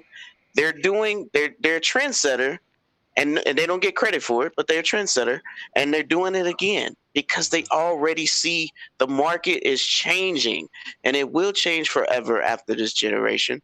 Don't get me wrong, I will never say ever that streaming will ever replace a hardcore physical machine. That will never happen. But let's be real. That's the same thing that people said about the cloud. But guess what we use in our business? Cloud. The cloud. Yeah. And it's not replacing it. It is now an enhancement and an add-on. It is now people use a cloud every day and don't even know. It's permanent. It's a permanent. No, your phones. Your phones automatically. People use OneDrive every day and don't even think of it as a cloud. But I mean, just the fact that your Android automatically updates to the cloud, so it doesn't matter where you log in. Yep. You will always have your stuff. The point is, it is now a centerpiece of the entire IO, even Internet of Things, right? That is a thing now. Everything has changed since what, 7 years ago. So going 7 years in the future, more people that they said, I'm never going to cloud game, guess what's going to happen? It's going to happen, bro. It's going to be a big deal. Amazon and Google is going to push that narrative, which even though Microsoft's in a good position, who's to say the next acquisition wouldn't be like Amazon buying Sega? We don't know, but they got that money to do it. They got that shut up and take this money. Question. All right. Well, no. Hold on. I got to read the super chat, and we got to get to the last topic so we can get done. So I ain't make my point on this yet. I know you're going to be the last on this topic, and then we got one more topic, and then we're going to get out of here. All right. So, but it will just be a quick yes or no question. So after you done, it's just a quick yes or no question. Afterwards. Come on, man. Come on, relax. No. I mean, after the super pump your brakes. Can I read the super chat, man? Damn, let him speak for himself, yo. Damn, didn't the brother just tell you that I got lint in my pockets? I mean, shit, come on, man. All right, let him speak for himself, though. All right, like there gotta be two people. After paying for 2 Switch games, I'm broke. I need money. Let's go. All right, so that means we playing tonight. We ain't playing none, sucker. I gotta learn how to play Smash Brothers. No, you didn't say that when I said that about Dragon Ball Z Fighters, and you had some. Okay. Well, take your licks. Only. Hold on. Wait. Shut up. Everyone, bring it back. I will bring it back. I will say this before I read the super chat for Sex Man. I will say this.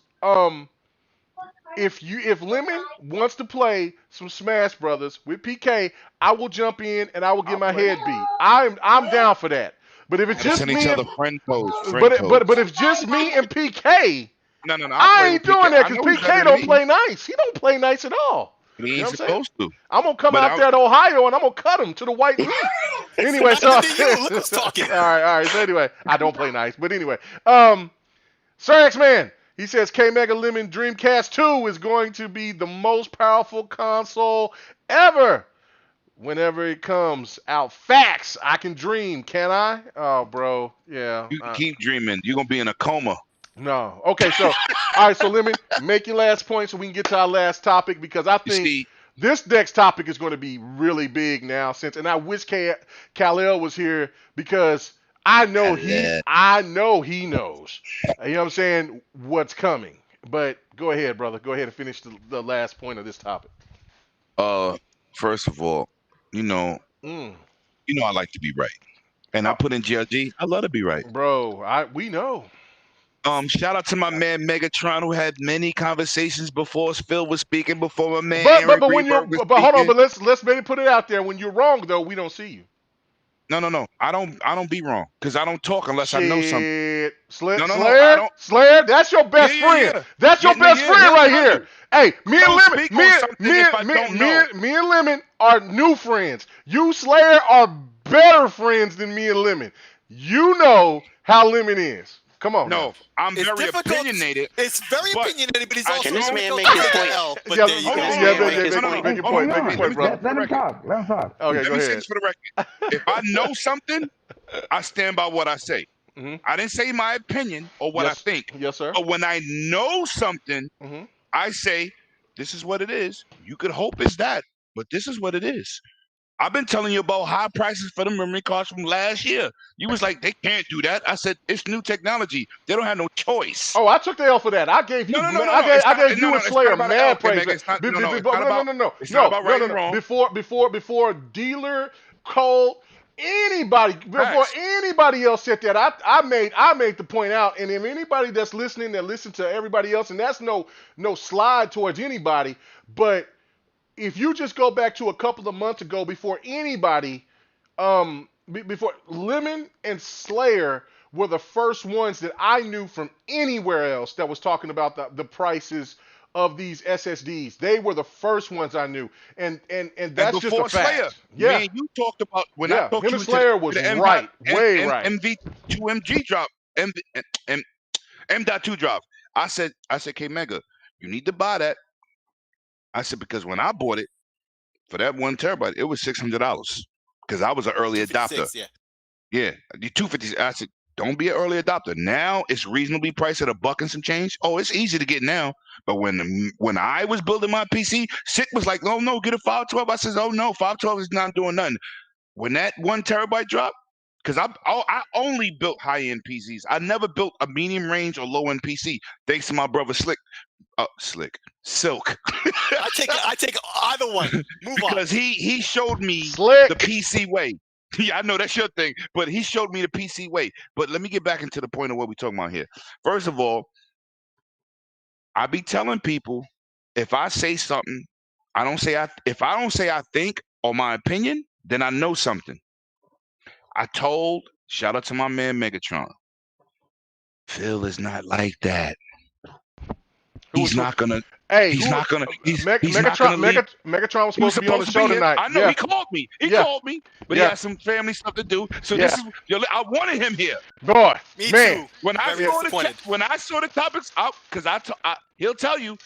I said, son, let me tell you something. I was like, Here's one oh thing. shit. I said, Bill may be the nicest person in the world, but he has a killer mentality. But he kills you with kindness. If he spent $7.5 billion, I told him, he'll tell you this. I wish he was here. I said, they do not need to spread the love to nobody else. They're going to get that money back. They had 10 million Game Pass subscribers and made how much money? $3.9 billion alone? Nothing to talk about. So now you take your games that is in your ecosystem. They don't care if you play it on your phone. You're still paying Xbox. They don't care if you play it on PC. You're still paying Xbox. You could buy it off Steam. You paying Xbox. You could buy it on the console. Can y'all hear me? I can hear you. Mm-hmm. Oh, it sounded like it went out. Okay. It was so damn quiet. But no matter what you pay on Steam, Microsoft Store, they getting paid. Now, why would they give it to PlayStation? Oh, they're gonna make their $30 off everybody who buys on PlayStation. Why would they do that? When they can keep it in the ecosystem and you like Doom, you like Skyrim, you want Fallout New Vegas 2, or whatever, all the other IPs I don't want to get into, Castle Wolfensteins, Prey 3, 4, 5, whatever they do, you're giving them the money. So what happened was Phil Spencer, I call him Philosaurus Rex, because he bites you, but you don't never see him coming. So I said, yo, Megatron. I said, listen, you may think he's a nice guy, which he is, but he's been killing people with kindness for years. He'll make a joke about Xbox One X power as the games look better everywhere else. But my man, Mr. Aaron Greenberg, don't got that bone.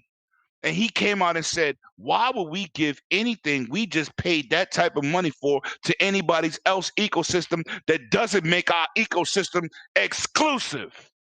Let me ask you a question so you can say this. Hold on. I want you to, it's part of your point. I want you to say it. How many games that Nintendo make is on the other platforms? Nothing. Part of your point right there. Why would they? And Aaron Greenberg, I put out many Sony tweets. too. That's supposed to be their whole point. No. Facts. Look, listen. I've had conversations with him and Phil. More Aaron Greenberg, but Aaron Greenberg is a dog. He's like the Jimmy Butler of the NBA. He's a dog. He got a dog in the fight. He fighting hard to the end. He ain't playing nice. Phil gonna be like, hey, kumbaya, and he gonna be stabbing you later on. But you don't see the knife coming. You're not gonna feel it. He gonna make somebody else numb you, and then you gonna be gone. But Aaron Greenberg came out and said, why would we spend that money? That's the K Mega way, as I may add. Go ahead. Max, why would we spend this money and put it in somebody else's ecosystem? Remember, this is what I tell people. 100+ million consoles is what Sony does. Microsoft will never beat them in console sold because, and they didn't beat them with 360. They caught up at the end, and it was 89 million to 87. But what I'm saying is, they cannot beat PlayStation because PlayStation has 100 million fan base.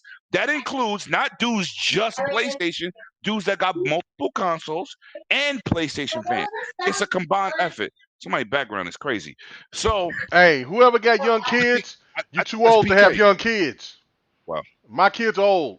Your kid should be too. I'm just playing. What I'm saying is, this is no shot to anybody's ego or whatever. But I told my man Megatron, this is gonna happen.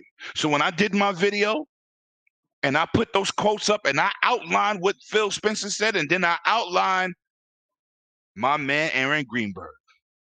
Shout out to my guy who wishes me happy birthday and Merry Christmas every goddamn year. Facts. But he is a dog in the fight, and they bleed green. They're not giving the next games. If you notice, Phil did say it in so many words. Whatever is currently in contract, we will honor that. But anything beyond that is in our ecosystem. Oh, so we can't get the game after Doom Eternal? No, you can't. And I put this in GRG. I've had the discussion even when I hit Megatron with Aaron Greenberg conversation. I called him up on his personal phone. Yo, bro, you know I like to be right?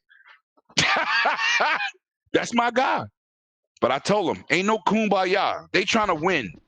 Yeah, no. And they're trying to win. Yeah, no. Like, we're not talking about winning with console sales. They're trying to win financially. Because how many more ways do they need to show this? Exactly. Yeah. Like, that's the thing. Samsung, Apple, they want to see stocks. Right. They made $3.8 billion just from buying. What's the company called again? ZeniMax. ZeniMax, which owns id.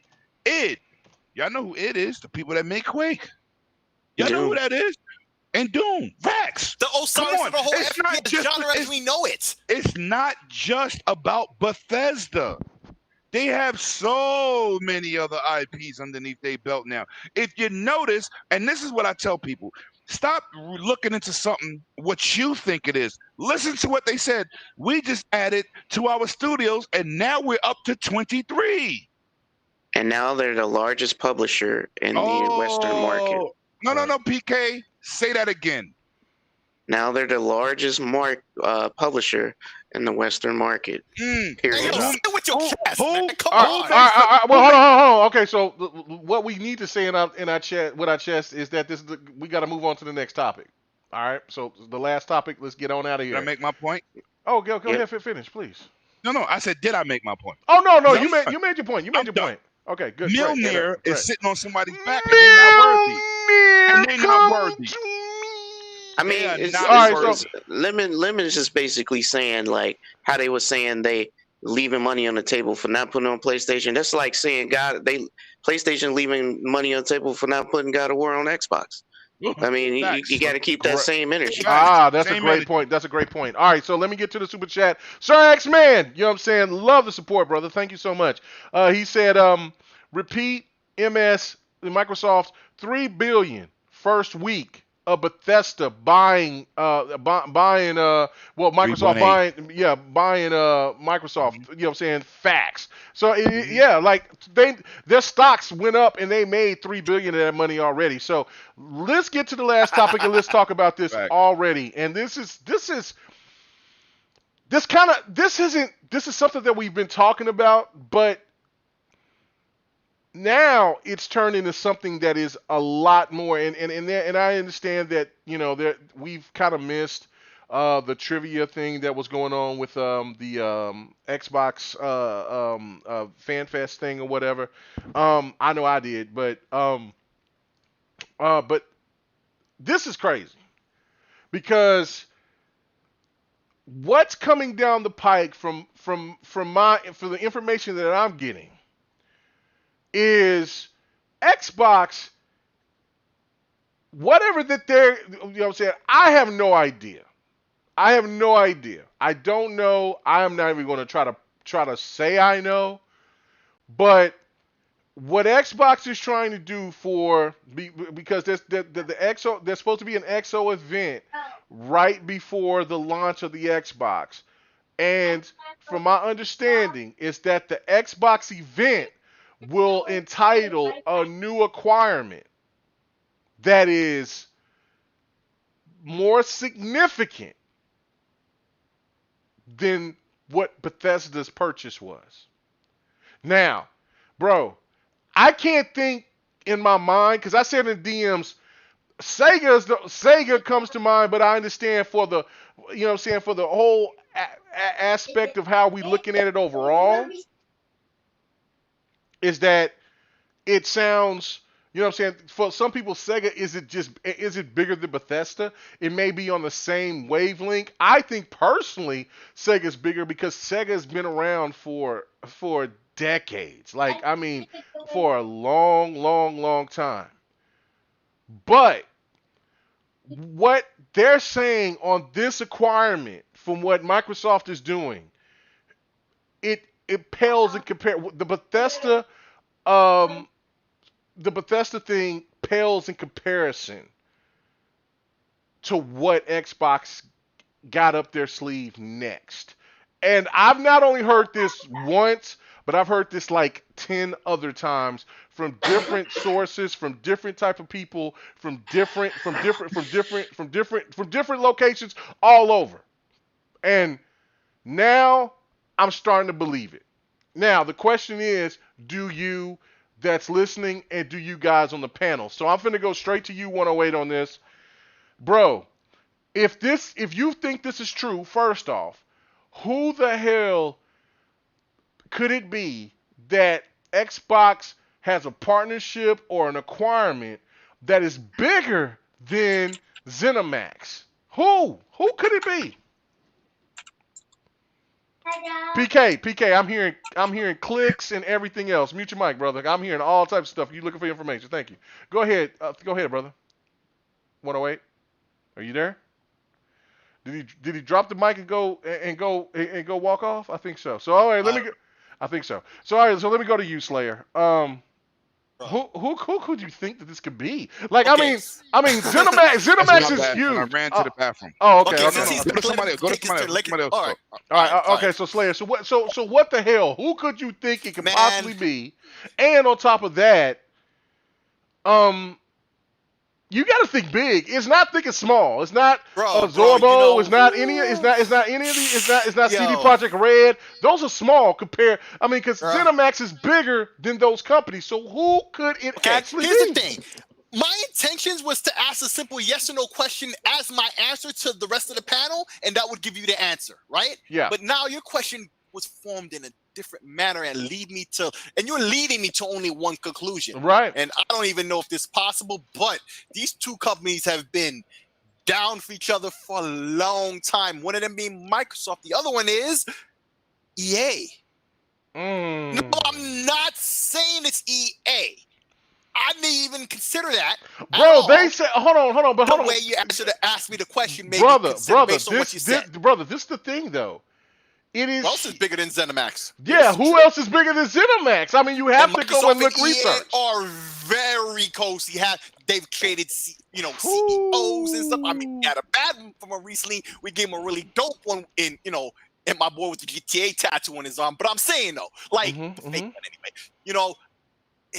I mean, if you want to talk about the bigger than ZeniMax, to me that's only EA because it ain't gonna be Take-Two. I feel. For other various odd reasons. I mean, it could be Activision is another big one, but they making lots of money. They happy. They got Call of Duty. They got Call of Duty. That's money. Yeah, they got Call of Duty. They chilling where they at. Yeah. They're confident with the money they making by themselves. And Overwatch and all that other stuff. They're fine. And all that other mess. So from the way you asked the question, but I would guess EA, and if it's EA, then I guess. But to the original answer I was going to give to the original version of our question here about this whole Microsoft buying another publisher and is it going to happen? Panel members, did Phil say the purchasing spree wasn't over? Yes or no? Yes. No. He did, right? Yeah. He said it wasn't over. There's more purchases to come in the future. If it wasn't Phil or somebody from Microsoft whose word we could trust on a claim like that, they did say that, right? Then it's going to happen. Now, if it truly is something bigger than ZeniMax, the only option that I see is viable that's big enough to keep those words true would be EA. But up until you asked me that question, I wasn't even considering that. I don't really know if it is, but but it does fit. All the pieces fit. I don't know.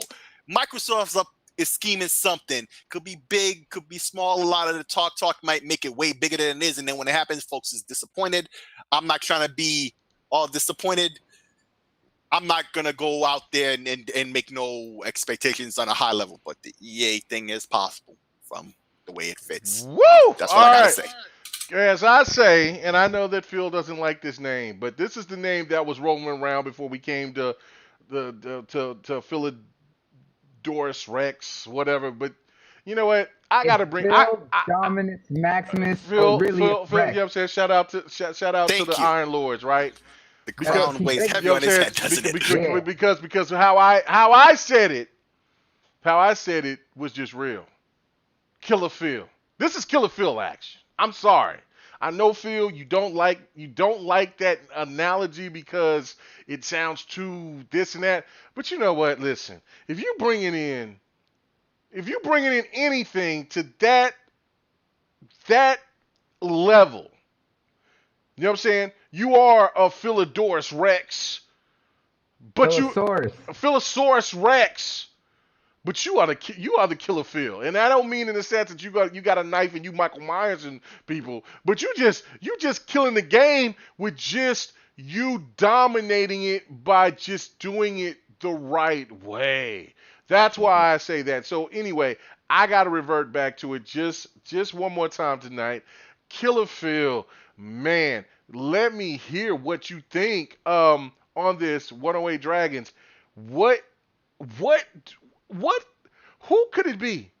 Who and what could it be that's bigger than ZeniMax, Bethesda, the purchase? Who could it be? Who's in your right mind? Who can you think that is up there to where that Xbox is going to acquire this next company? I'll take over since he ain't here. Oh, he's gone. He's gone. Oh, okay. The King of the Dolphins is here. He's way late. He's beyond late. But go ahead, Bloody. Go ahead. You go. All right. So here's the thing, right? Mm-hmm. If there were to make another acquirement that would be as big as ZeniMax, there's several, because the fact that they're not just going to go after a single studio like anything. He's going to go after an entire publisher. And we've talked about Sega being questionable because of the fact that what they do as a publisher isn't just what they do in gaming, it's also what they do back in Japan with all the arcades that they have, all the pachinko and things like that. And that may not necessarily be something that Microsoft really wants to dabble too much in. And we said that would be more alongside a massive partnership or like an equal kind of dealing, right? It'd be more of a partnership. But if they were to actually acquire another massive company, there's only several that could do. We said that Take-Two, everyone wants to believe it, may not necessarily be the thing. And, you know, Nick brought up a good point saying EA. But there's only 2 other companies that can even be remotely on that level. And I feel like he's about to make me feel stupid twice. the other big one that would absolutely be something completely out there that they've also had a really good relationship with, because you mentioned the relationship they had with EA. The other one is Ubisoft. Ubisoft, despite what's been happening with them recently, Ubisoft is still one of the biggest publishing companies out there with their studios and still have some of the biggest IPs and biggest names. And you got to think, you're talking about a company that owns an entire brand identity from the original creator of owning anything Tom Clancy related. That means his books, his games, everything goes to them because they acquired that rights from him directly when they've made the original Tom Clancy games way back in the 90s. Anything Tom Clancy related goes to them. And that itself, it's still one of the biggest sellers, despite how some of the games recently have been hit or miss. It's still something big. And you got to think about the rest of the IPs within the Tom Clancy franchise alone. And that's not including now that you have a massive seller such as how big Assassin's Creed has gotten. You see games like Watch Dogs has gotten really big. And any other project that they work on. Look at the money that they make year over year with Just Dance alone. And then when they try to get experimental with other games, like we saw with Steep, and now we see Riders Republic. That is a massive get as well on the level of what EA and ZeniMax is, because of how much they would have for that money. And you got to think about how ingrained Ubisoft was with the OG Xbox. They were, besides the PlayStation, were the first to get all the original Splinter Cell games as well. You're talking about the original Splinter Cell, Pandora Tomorrow, and then of course you got to look at Double Agent, what was it, Chaos Theory, all those classics. There's a lot that they would get from acquiring this a publisher like Ubisoft. That's just my thoughts on that. Okay, no, that's some really good thoughts. You know what? I don't know, man. Man, I don't know. What do you think, PK? Hey, whoa, hang on. Slayer. Go ahead. No. I said what it is. I was just a little confused. You said 2 developers. You said Ubisoft and no, I said else? 2 publishing companies, but mine is going to be more towards Ubisoft. Yours is going to be yours just Ubisoft. one. Okay, so just one. Okay. I'm going to push back on the Ubisoft because VinVidi owns Ubisoft, and there's no way. No. They do. No, they do not.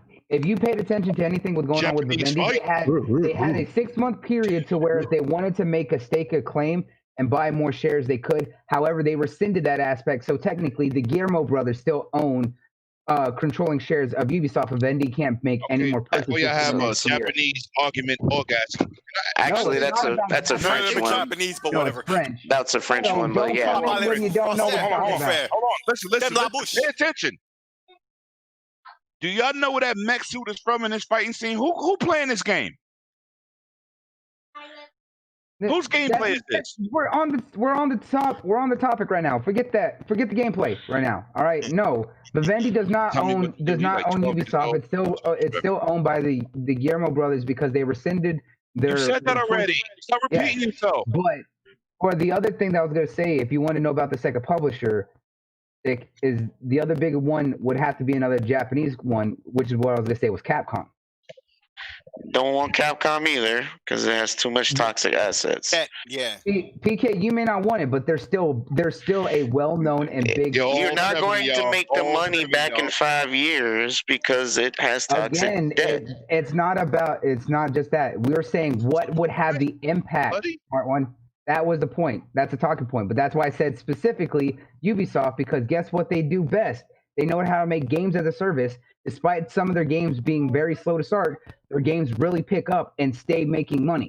I don't think so. Rainbow Six Siege. I don't think so. Have you seen what happened to Resident Evil Resistance? They just dropped that. I'm not talking about Capcom. I was talking about Ubisoft. He said Ubisoft. It's Ubisoft. Ubi. Okay, well, Ubisoft is also mediocre. I don't see that having an impact. I'm That's sorry. the dude that promotes the Switch. All right, yo, get off your mic. Yeah, Oh, hey, look, Why you guys, gotta get there? hey, look, Bro. let me just say this. Anybody want that smoke? We getting on Smash tonight. I'm tired of y'all. I'm tired of y'all right now. Okay, we can get on some Madden. We can get on some Instinct. I'm nice at all. Bro, I'm going to be practicing on that stuff. Don't worry about it. I'm going to be practicing. Wait, you're not allowed to practice. Right You gotta come in here and get your ass whooped so people like Yobi can brag. Okay, but anyway, let's roll it. Nigga, this your gameplay? Yeah, this is my gameplay. Yeah. What game is that on? I know who that is. That's Tatsunoko versus Capcom. That's on the Nintendo Wii. Yeah, that's on the Wii. I own that. Oh, yeah, fact. I had that, but that's the dude from GeForce. Yeah. Yeah, Tatsunoko, basically. Yeah. The people that made that. You see, Bloody, you're not the only Japanese gamer player. Right, and that's K Mega. They say Xbox. They say Xbox gamers don't play Japanese games, but I feel like No, they don't. Limit. Hold on. No. But guys on the panel, they say that about all people that are primarily Xbox gamers. How you gonna go when I want to talk? Shut your mouth. I want you to come back. Shut your mouth. And I'm saying because you know what? I don't like crowd. Because I went at you before and earlier, and then talking about Bloody. Oh, okay. Because I was gonna say I came to you earlier and you was busy. Now, you know what I'm saying? Came back and foul. You talking shit about someone else? No, yeah. No harm, no foul. Now, I was talking to my wife, and then I hear. Hey, no. What we need is the is my boy from Harlem. You know what I'm saying? From Spider-Man. You know what I'm saying? We need Spider-Man Harlem to come in here with that voice actor. And come in here and represent. Spider-Cuz? No, not Spider-Cuz. I'm talking about from the game, from the Miles Morales game. Let him come in here. I'm sorry, man. I'm sorry, man. I didn't mean to make that mistake. I'm sorry, Peter Parker. I'm sorry, Peter Parker.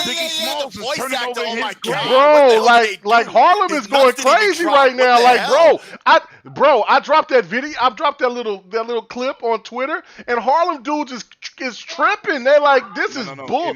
We don't sound like that. I'm like, bro. But listen. Hey, man. They don't sound like Brooklyn Sony told the world how Harlem brothers sound in Harlem, in New York. You know what I'm saying? I mean, listen. That was horrible. Somebody, when y'all reposted that, I said, damn, we don't sound like that. Bro, hey, man. I'm sorry, Peter Parker. I'm sorry. You mean to do that? I didn't mean to do that. Disrespected the Puerto Rican and the black race. Anything else? What the hell? Anyway, let's go. Let's get back to the topic. And they got Spider Cat. You know what I'm saying? So not only my brother got get off that New York BS, bro. Not only New York cats, they got cats, and they rap cats with Timbos. They got soft voices, and they run around in tight suits, sounding soft. I don't know what's going on. As a person from Oklahoma, I find that to be egregious. But listen, I love all my brothers. That's as bad as Final Fantasy remake. Yo, get back to being tough, you bucks. We're not good at this comedy. All right, let's get out of here. Let's go ahead and finish it up. You wanna come ride these bikes, bro? We doing them around here, boss. So who else who haven't finished on the last topic of this, and who you think? Okay, all right. So go ahead. We got live that just popped in here. So live because I wasn't here. I told you I was in the bathroom. All right, so we're gonna get you, and then live is gonna finish it off, and then we gonna get out of here. Live wire here. Yeah, the snort cane mask. Woo! Anyway, so 108. What is that about? 108. So go ahead and take us home on this one. Who could this be that? Okay, so I mean, and this, of course, this is a rumor but Microsoft has not been playing. They have not been playing whatsoever, and I've heard this from too many people, from all different, from not only from one end that I listen to sources from, but to the other end. That what Xbox is going to do is who they're going to acquire is going to make Bethesda look like it was nothing. So who could that be? 108. Okay. What company is that's got that type of status? Okay, first of all, I keep shout out to my man Megatron once again. He said the same thing, right? He said the same thing to me. And this is a personal conversation. I said, well, it was more than Bethesda. because They acquired a few developers in that deal, but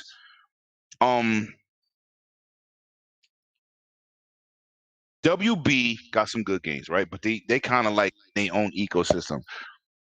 The two, or really the three biggest third-party developers out there would be Ubisoft, EA, or Activision, which Microsoft could buy all three of them at the same time. But that would be bigger because they have definitive exclusive titles. Definitive that sells millions of copies. So Sega wouldn't be that big. They're not worth that much.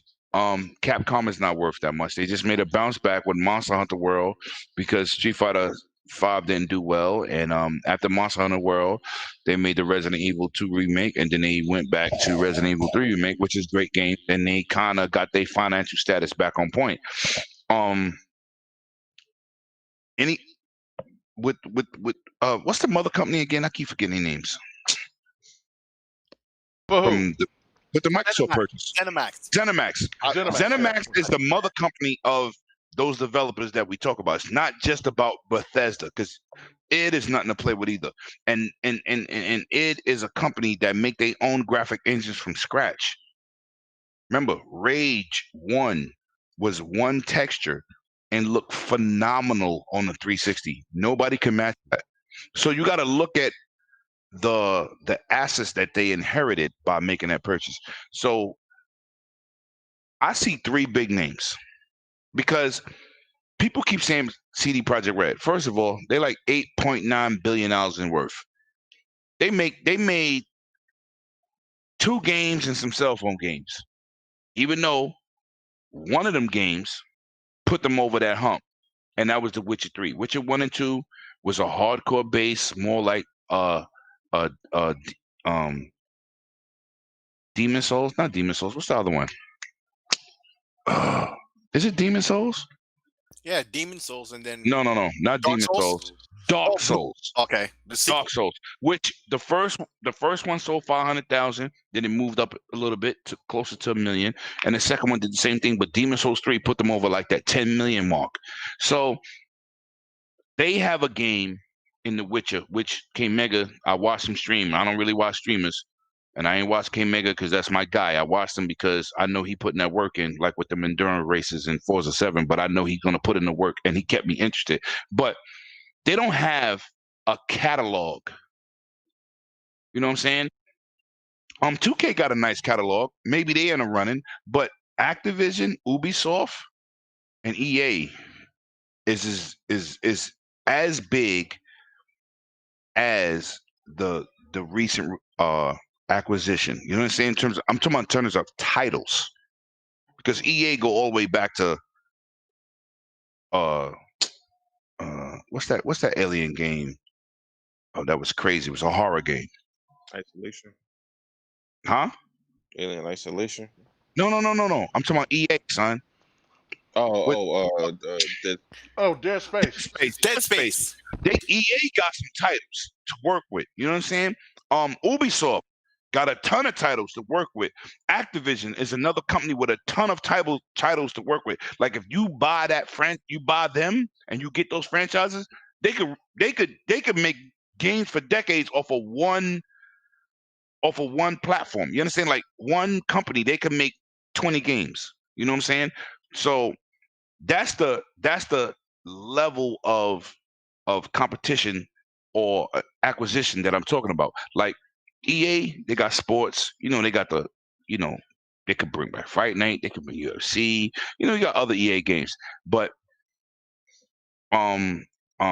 maybe 2K games, but I don't think they want to be purchased. You know what I'm saying? Like I told everybody, stop the Sega stuff. Sega got the IPs, but Sega got IPs that got history.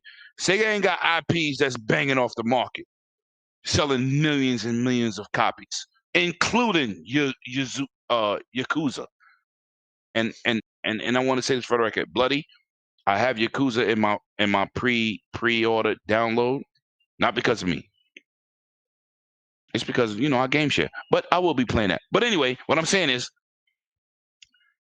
those 3 big companies is equal to what Bethesda got. Ubisoft, EA, and Activision. Activision is not in the market to be purchased. We know they're the tyrants of third-party companies.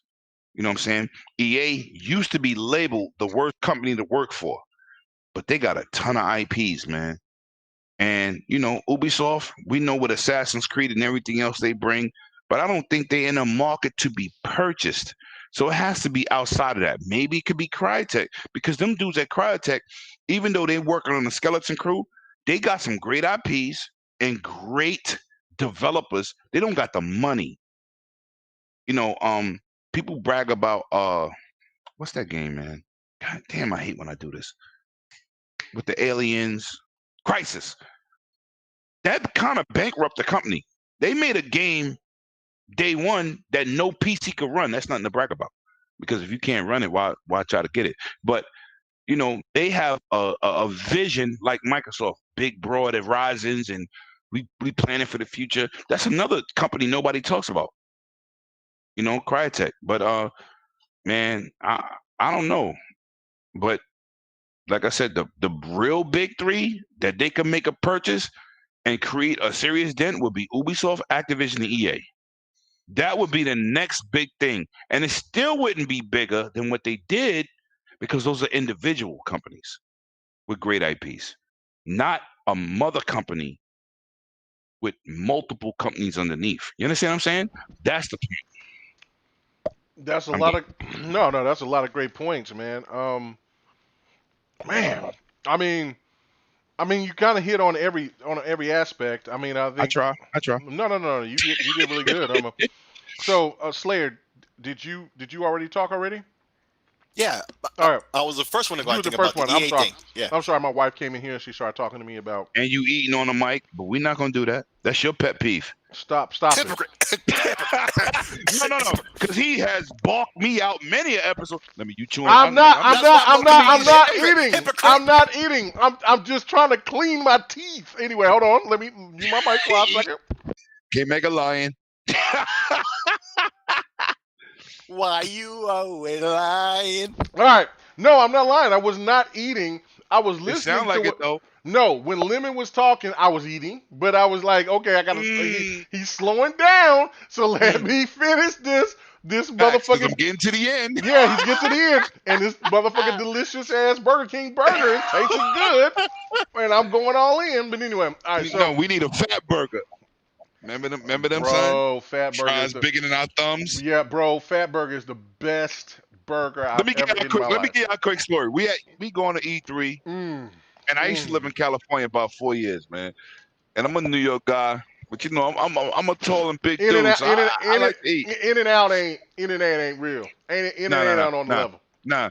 So I see Fat Burger.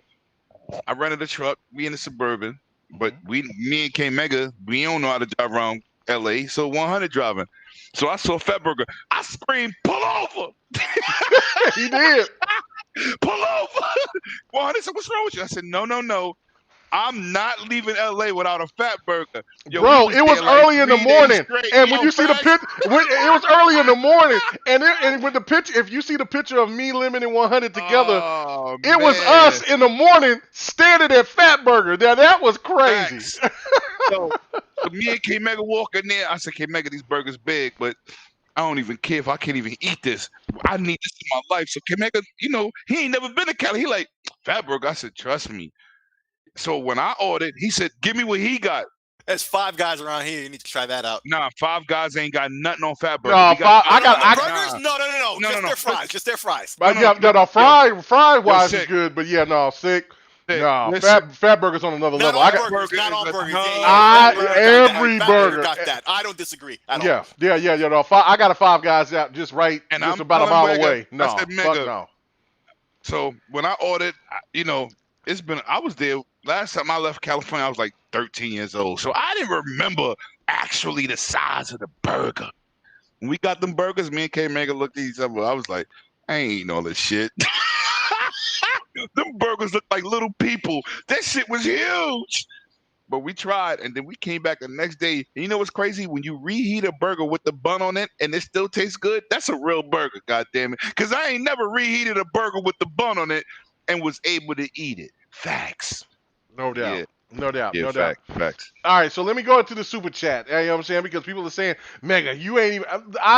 Listen. I'm just letting people say what they need to say, talk, and then I'm not gonna forget people's super chat. Trust me, I'm not. I really appreciate it. Oh, never that. We appreciate y'all. Yeah, Facts. we definitely appreciate it. So, okay, Sir X Man in the chat, he says, call me crazy, but I think it's going to be EA with integration in the Game Pass that will be so huge, and Sony can't stop it. They're a Japanese company. Well, EA is not a Japanese company, but No. He's saying Sony's a Japanese company, right. I get that. and they won't be able to take over an American company. Let me tell you something. Right. Well, hold on. I got more super chats Okay. before you jump in. All right. So let me get back to my boy, the friendly blue shell. Back I like again. him. Thank you, bro. Yeah, I'm saying I like him too, because that orange is a special color. Anyway, so he says, if Legend of Heroes, the Cold Steel arc was on Xbox, I would be playing on Xbox. Yes, I have beat 1 through 3 on Steam. A good game is a good game, no matter the platform. You're absolutely right, man. On Game Pass, I've never played man, what is the name of that game? It's something of Heroes. Not Army of Heroes, but somebody in the chat will definitely let me know what the beginning of that game is. But I was playing that last night while I was setting up for GRG and everything. And I had to say, you know what I'm saying? I mean, it's an RTS. I love RTSs, and I love games that's top down, but so with that, it's all mouse and click. That's why it's not available for the Xbox One. And so I was playing it, and I was just enjoying the game, and I'm like, damn.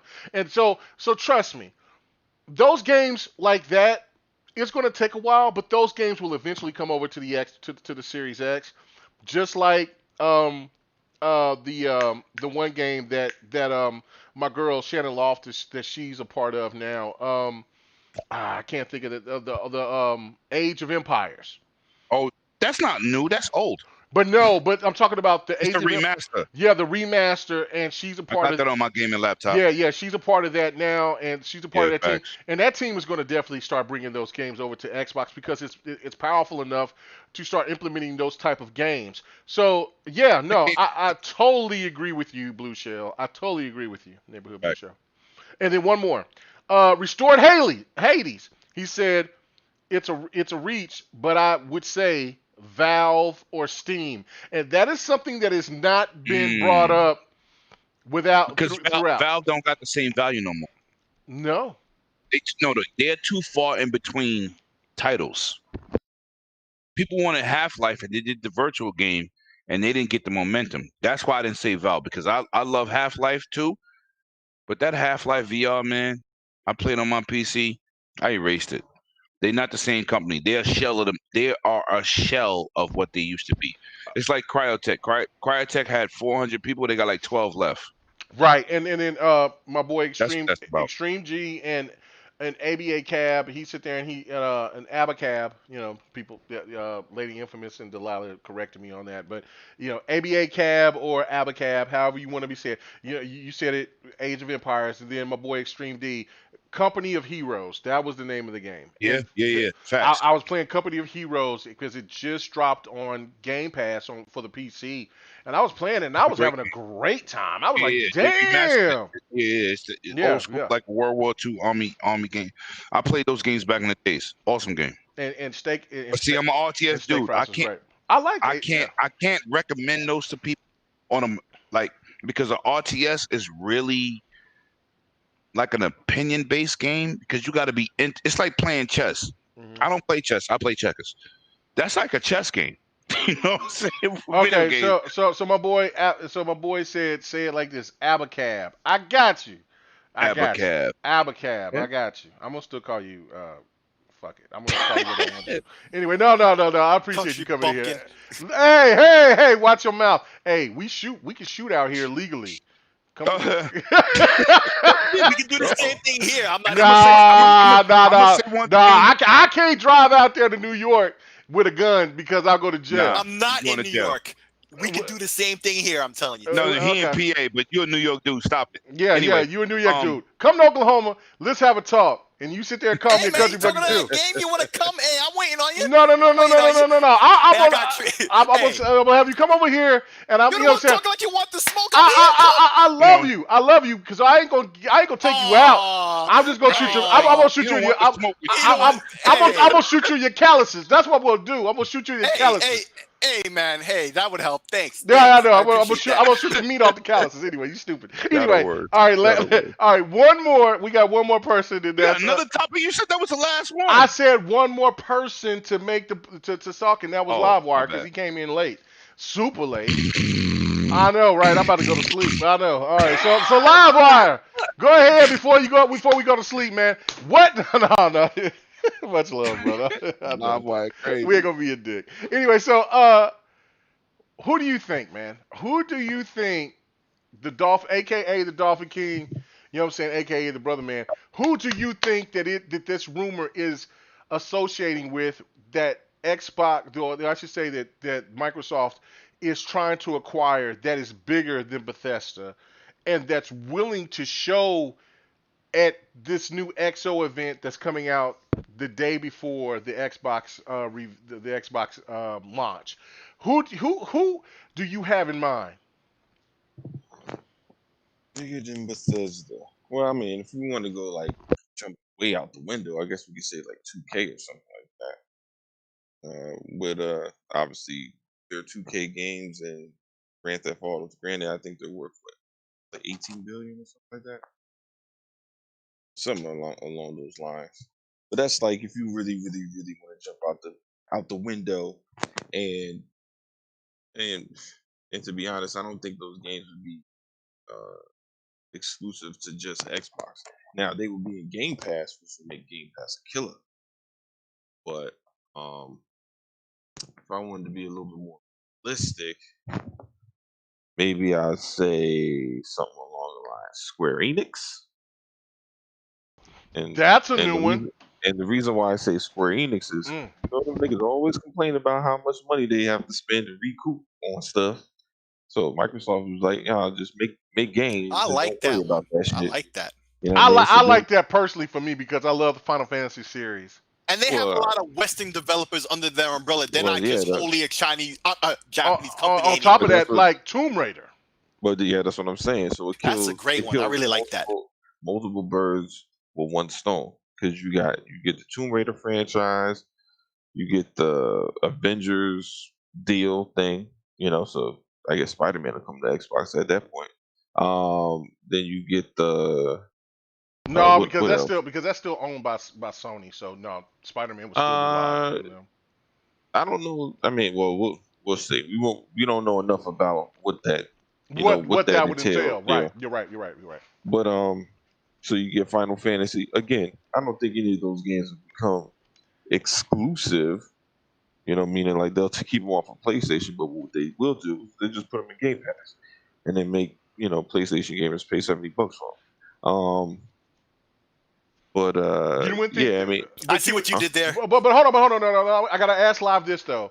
You don't think that Xbox would keep Tomb Raider as exclusive if they did pick no, up Square Enix? Tomb Raider will be exclusive. No, I would Final think Fantasy. It would be perfect, because it would be going against Uncharted.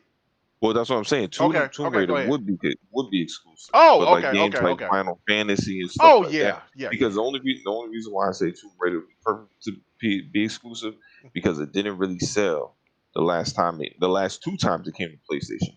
So they really have no reason to even worry about it, going to PlayStation, to be honest. Like, you can't even be like, oh, well, what about all the people? I didn't buy it, so it don't fucking matter. So Microsoft don't even got to worry about that. They just put it on Game Pass, put it on Xbox, put it on PC. And Xbox did, and then you know what? You're making a great point, because Xbox did pay for Rise of the Tomb Raider. Yeah. So I mean, but again, I would keep Final Fantasy, and I would allow it to go to PlayStation. I would allow it to go to Nintendo. Like those Final Fantasy games, what they could do with the Final Fantasy games is they make the mainline games go to everything, right? Mm-hmm. That can, but say like for the Switch, where it's not that powerful, right? It would be nice if they make something like Tunic or the Zelda game that's a Final Fantasy game that goes to the Switch and Xbox. That'd be nice if they can make something like that with Yeah. using that art style. Yeah, I So mean, no. You make a you know what I'm saying? You threw a wrench into everything Absolutely. because it makes perfect sense for multiple platforms. Because hold on, you're gonna make me go in here and look at Square Enix. I think with the Final Fantasy thing, they could definitely right because when you think of Final Fantasy, it's more synonymous with PlayStation because that's where and Nintendo because that's where they first were at. mhm. So you would, day and date, let them out, but those games will be coming out on Game Pass. You know what I'm saying? Yeah, That's the win. But Tomb Raider is a massive win because Xbox fans, they see this is what was crazy in live. I don't know if you agree with me on this, but this is what's crazy. Xbox fans was clamoring so much for feeling them to hold on to the exclusive rights to Tomb Raider to go against Uncharted, but because the media went was so the media was that was the first time that I seen the gaming media act like journalists and get down to the nitty gritty to see if Phil was having a time exclusive or if this game was an actual exclusive. That was the first time, and I don't know if anybody can tell me if I'm wrong or not, but that was the first time that I seen the media dig deep and really try to find out if Phil came out there and was throwing out smoke or was that game really exclusive to Xbox? And if you pull Tomb Raider, that will have so many Xbox fans excited. Not only the fact that they'll have the original actual Tomb Raider character, but it will kind of recoup for all the bullshit that happened at that Gamescom interviews that happened through the media. What do you think about that? yeah. Well, I would say, like I said before, the main reason why it'll be so much different now is because of the fact that the last two came to PlayStation and they didn't really sell well. So Mm-hmm. there is no, oh well, what happens if y'all don't bring it to PlayStation? Well, they brought it to PlayStation and it didn't sell well. So them missing out on what, 1 million, if that doesn't hurt Microsoft at all. You know, they can recoup that with the money they get from Game Pass. So for them, it bolsters their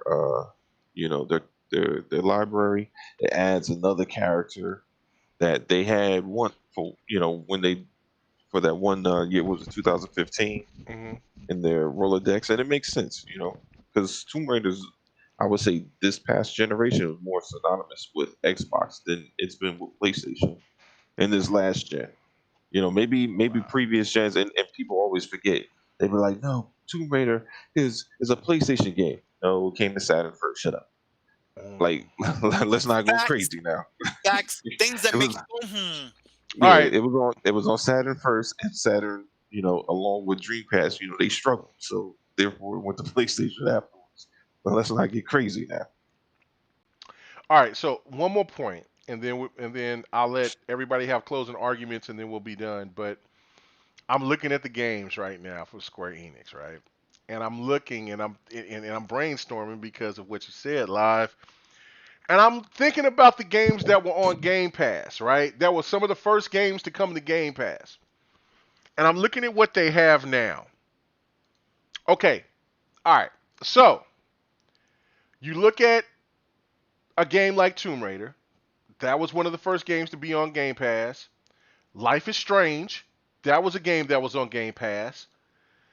If you go back and you think about the very first Nier, that was on the 360 as an exclusive. Nier Automata eventually came over to Xbox and now it's on Game Pass. All of the Final Fantasies, Just Cause was a big game that I would say a big game, but a game that was helping to promote Game Pass, you look at um,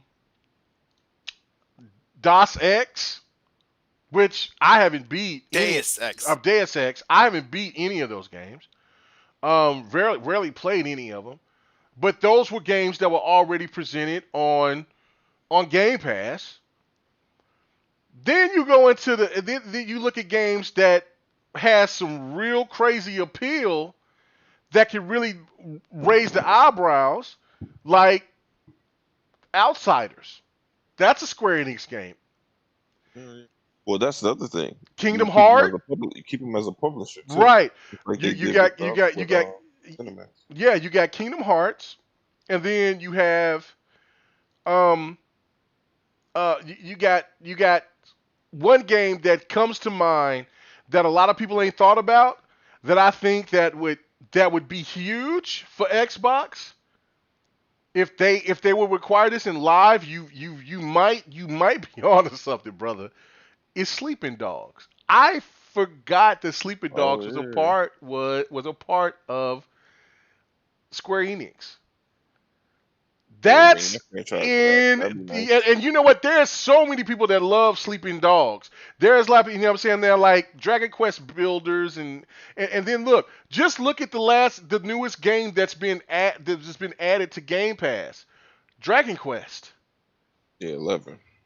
Yeah, and Dragon Quest is a part of that too. And then you also got a game that's not on PlayStation that could come on Game Pass. Is that Octopath. Bro, live, you know what? You came in late, but you laid a significant bomb. And then another game just for old nostalgia, because I don't think this game will ever come back. But if Microsoft was to actually acquire Square Enix in this situation, don't forget about an old classic called Parasite Eve. Oh yeah. That is. Talk about it, Mega. Woo! And talk about it. Fuck that boss. I hate that boss. It was better than the other one. What's the other one? Resident Evil? Or... No, not Silent Hill. Parasite Eve was better than better Silent story. Hill.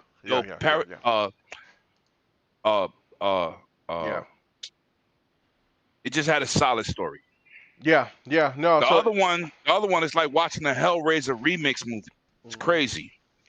Yeah, no, it's crazy. It is really crazy. And then also, like Parasite Eve 2 was on Dreamcast.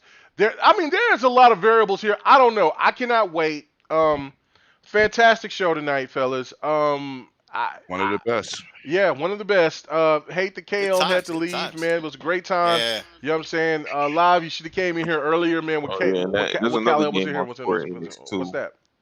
That Balan Wonder World that's coming out soon. Yeah, perfect Game Pass game. Like Square Enix would be perfect for Game Pass, and to let everybody get a hold of most of those games, but keep Tomb Raider and a few other games there. And then also, I think that they could actually have Final Fantasy Online to be coming to Xbox as well. I ain't gonna front though. That new Final Fantasy with the music. Oh, that shit is dope.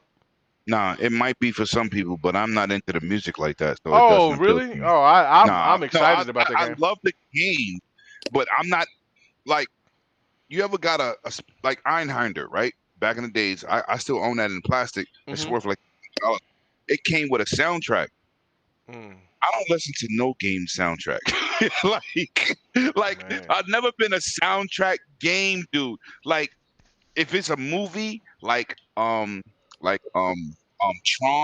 they have the score. I love that with the subs and the Daft Punk ate that damn soundtrack up to the latest Tron movie. Oh, I loved it. Games, I haven't had one game ever with all my 15.4 surround sound. I've never had one game that I said I'm gonna listen to the soundtrack. So that game doesn't do it for me. I see what it could present.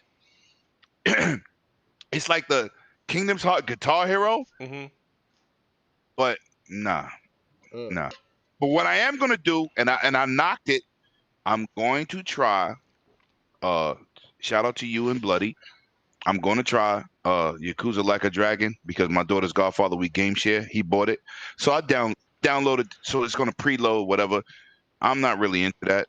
Okay, I want action. Let me ask you guys this last question, and it's an open panel. Say what you got to say. Let's be quick, and then we get the hell out of here. Okay, so with Yakuza Like a Dragon, it isn't the standard Yakuza game. It is and it's like it plays like it's a turn based. It's turn based. It plays like Persona. It plays like Persona 5. So how do you guys feel about that? I'm ecstatic because it's more slowed down. I like that strategy version of it. That's why I like Persona. That's why I got a lot of love for turn-based games. Penis demon.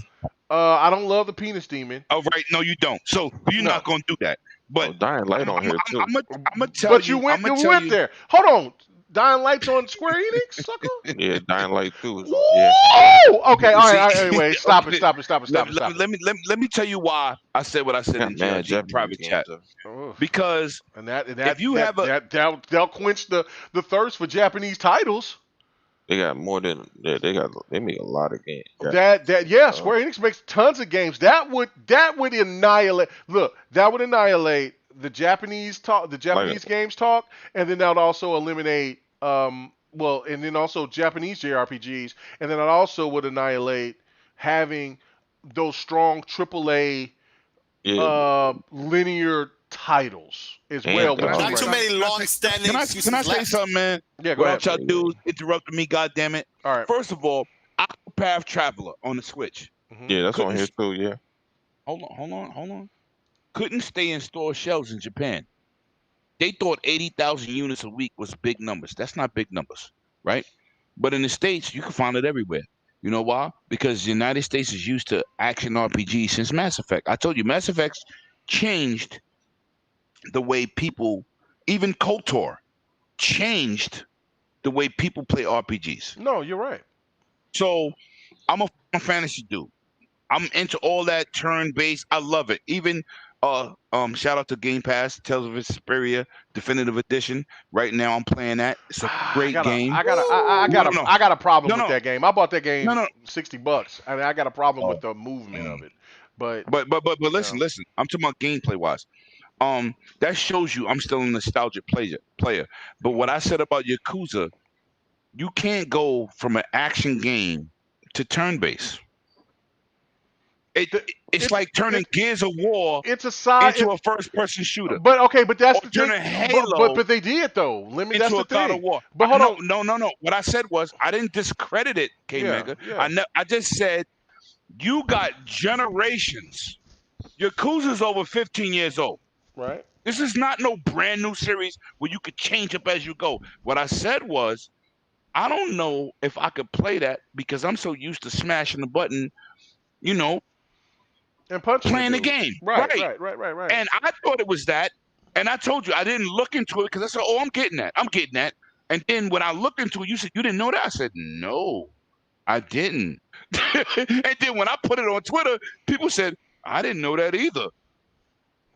Everybody, I didn't look deep into the game. I'm trying to look past because I know the Japanese market, they don't invest into the titles like a European, a North American, a Canadian, a South Korea. They don't invest into new gameplay. They take what they got working and they build on it and keep it pushing. So I didn't look at Yakuza like everybody else did. And I called Bloody. I said, yo, this shit is turn-based. He was like, you didn't know that? I said, I really didn't. But the whole debate about that game was that it was turn-based. Yeah. I didn't expect that because it's an action-orientated game. Yeah, no, I was hyped for it. I was hyped for it because turning The Witcher into turn-based. Well, no. Okay. So we gotta wrap it up. We gotta wrap it up. I'm just gonna say, Like a Dragon is a whole new story. Right. It is. It's a side story. Gameplay. I understand, but that's why they changed it. Yeah. They changed it because the new protagonist It's not Kidro anymore. It wasn't gonna be good. Well, I just said, but no, I get what you're saying, but this is the thing, though. It's just like with it just was a shock. Well, no, I know, and I got that because when you said, "Hey, man, this is turn-based," I got Judgment. I played Judgment on my PS4. Yeah, I know, I got you. But me and Bloody was like, they announced this months ago, but you was offended, like you was like, what? But this is the thing. Okay, so no. Okay, this is the thing. I totally agree with anybody that's on the stance of like, okay, let's say my only point of view on this is Gears, right? Okay, so Right. the Gears that we've known it with Cole, Barrett, and everybody else, they've had the same type of premise with Marcus and Dom and all the rest of them, right? Where it's a shooter, but they brought Gears Tactics, which is a whole different side story that's telling you something from a different angle with Kate's dad and that crew that he assembled, right? So that right there is I don't find a problem with that. And so what Yakuza's doing is like, okay, so we have our main character, we also have Stronghold, we have two different type of characters. One is in a traditional form in Stronghold, but then in this one we're going another direction with this character, which should be looked at that the game should be played the same way, and we want to try to present this another in a different type of aspect. And I applaud Xbox for saying instead of trying to fight to get Stronghold, they're like, let's try to go with old school traditional turn-based RPG, JRPG, and put it in a new form with a new game that we presenting to the Xbox fan. Now, will everybody will be happy for it? No, absolutely not. But I think that it's one of those things where we have to look at is that it's welcoming because Xbox has been lacking the whole generation for any type of material like that. So let me read the super chat. Let's get the hell out of here. I got to get out of here. My boy, Sir X-Man, he said, can't I just get a Rival Schools or a Power Stone? Let me just say this. Yes, Rival Schools 3, oh my God. We would love that, but you know what? I don't know if Xbox would go ahead and try to jump and try to get Capcom. I would think Sony would try to get Capcom before Xbox would, to be me personally, but excuse me, but who knows? I don't know. But let's get the hell out of here. We're almost approaching 3 hours. Let's do our sign outs. Let me go ahead and go to you, PK. Thank you. I'm glad that you got your stuff worked out. I hope that what I told you helped. If not, then whatever you figured out, you figured out. But your logo is back and it's looking shiny and new. So what's up, man? Where everybody can find you at, brother? You can find me on Twitter at PKXLive. You can find me on my channel, PK Entertainment.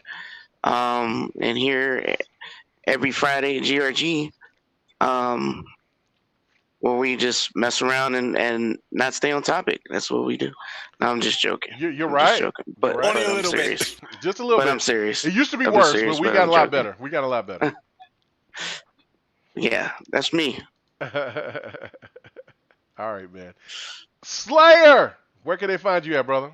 33rd. You can find me right here every week on GRG. Everywhere online, you see the name, you know it. There's definitely me. If it's some mobile game with that name, it's probably one of my nephews jacking my name again. But other than that, yeah, man, come find me. We play games, we talk, whatever. You want to curse at me, you can do that too. I'll curse right back to them, so mind your manners. And I'll see you right here next week. No doubt, no doubt. 108 Dragons TV, where can they find you at, brother? All right, okay. Clipping them toenails. He's so busy. Okay. All right. Yeah, I'm here. I'm cooking. No. No. Y'all talking so loud. My headphones is in my kitchen. I can hear it. Listen, Okay. man. First of all, let me say this for record. I've been getting a lot of shots on Twitter because we out here and we do gaming things. Welcome. If you're getting it. Then that means you're getting up there, brother. No, facts. But it's like I don't do things to show off. I do things because I share things with my community and I bring y'all in my circle, man.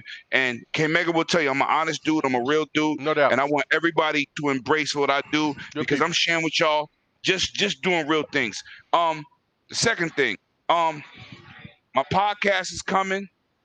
Mm-hmm. What you call it, K Mega?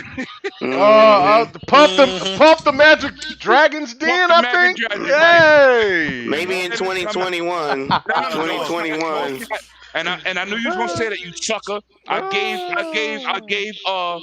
gave 6.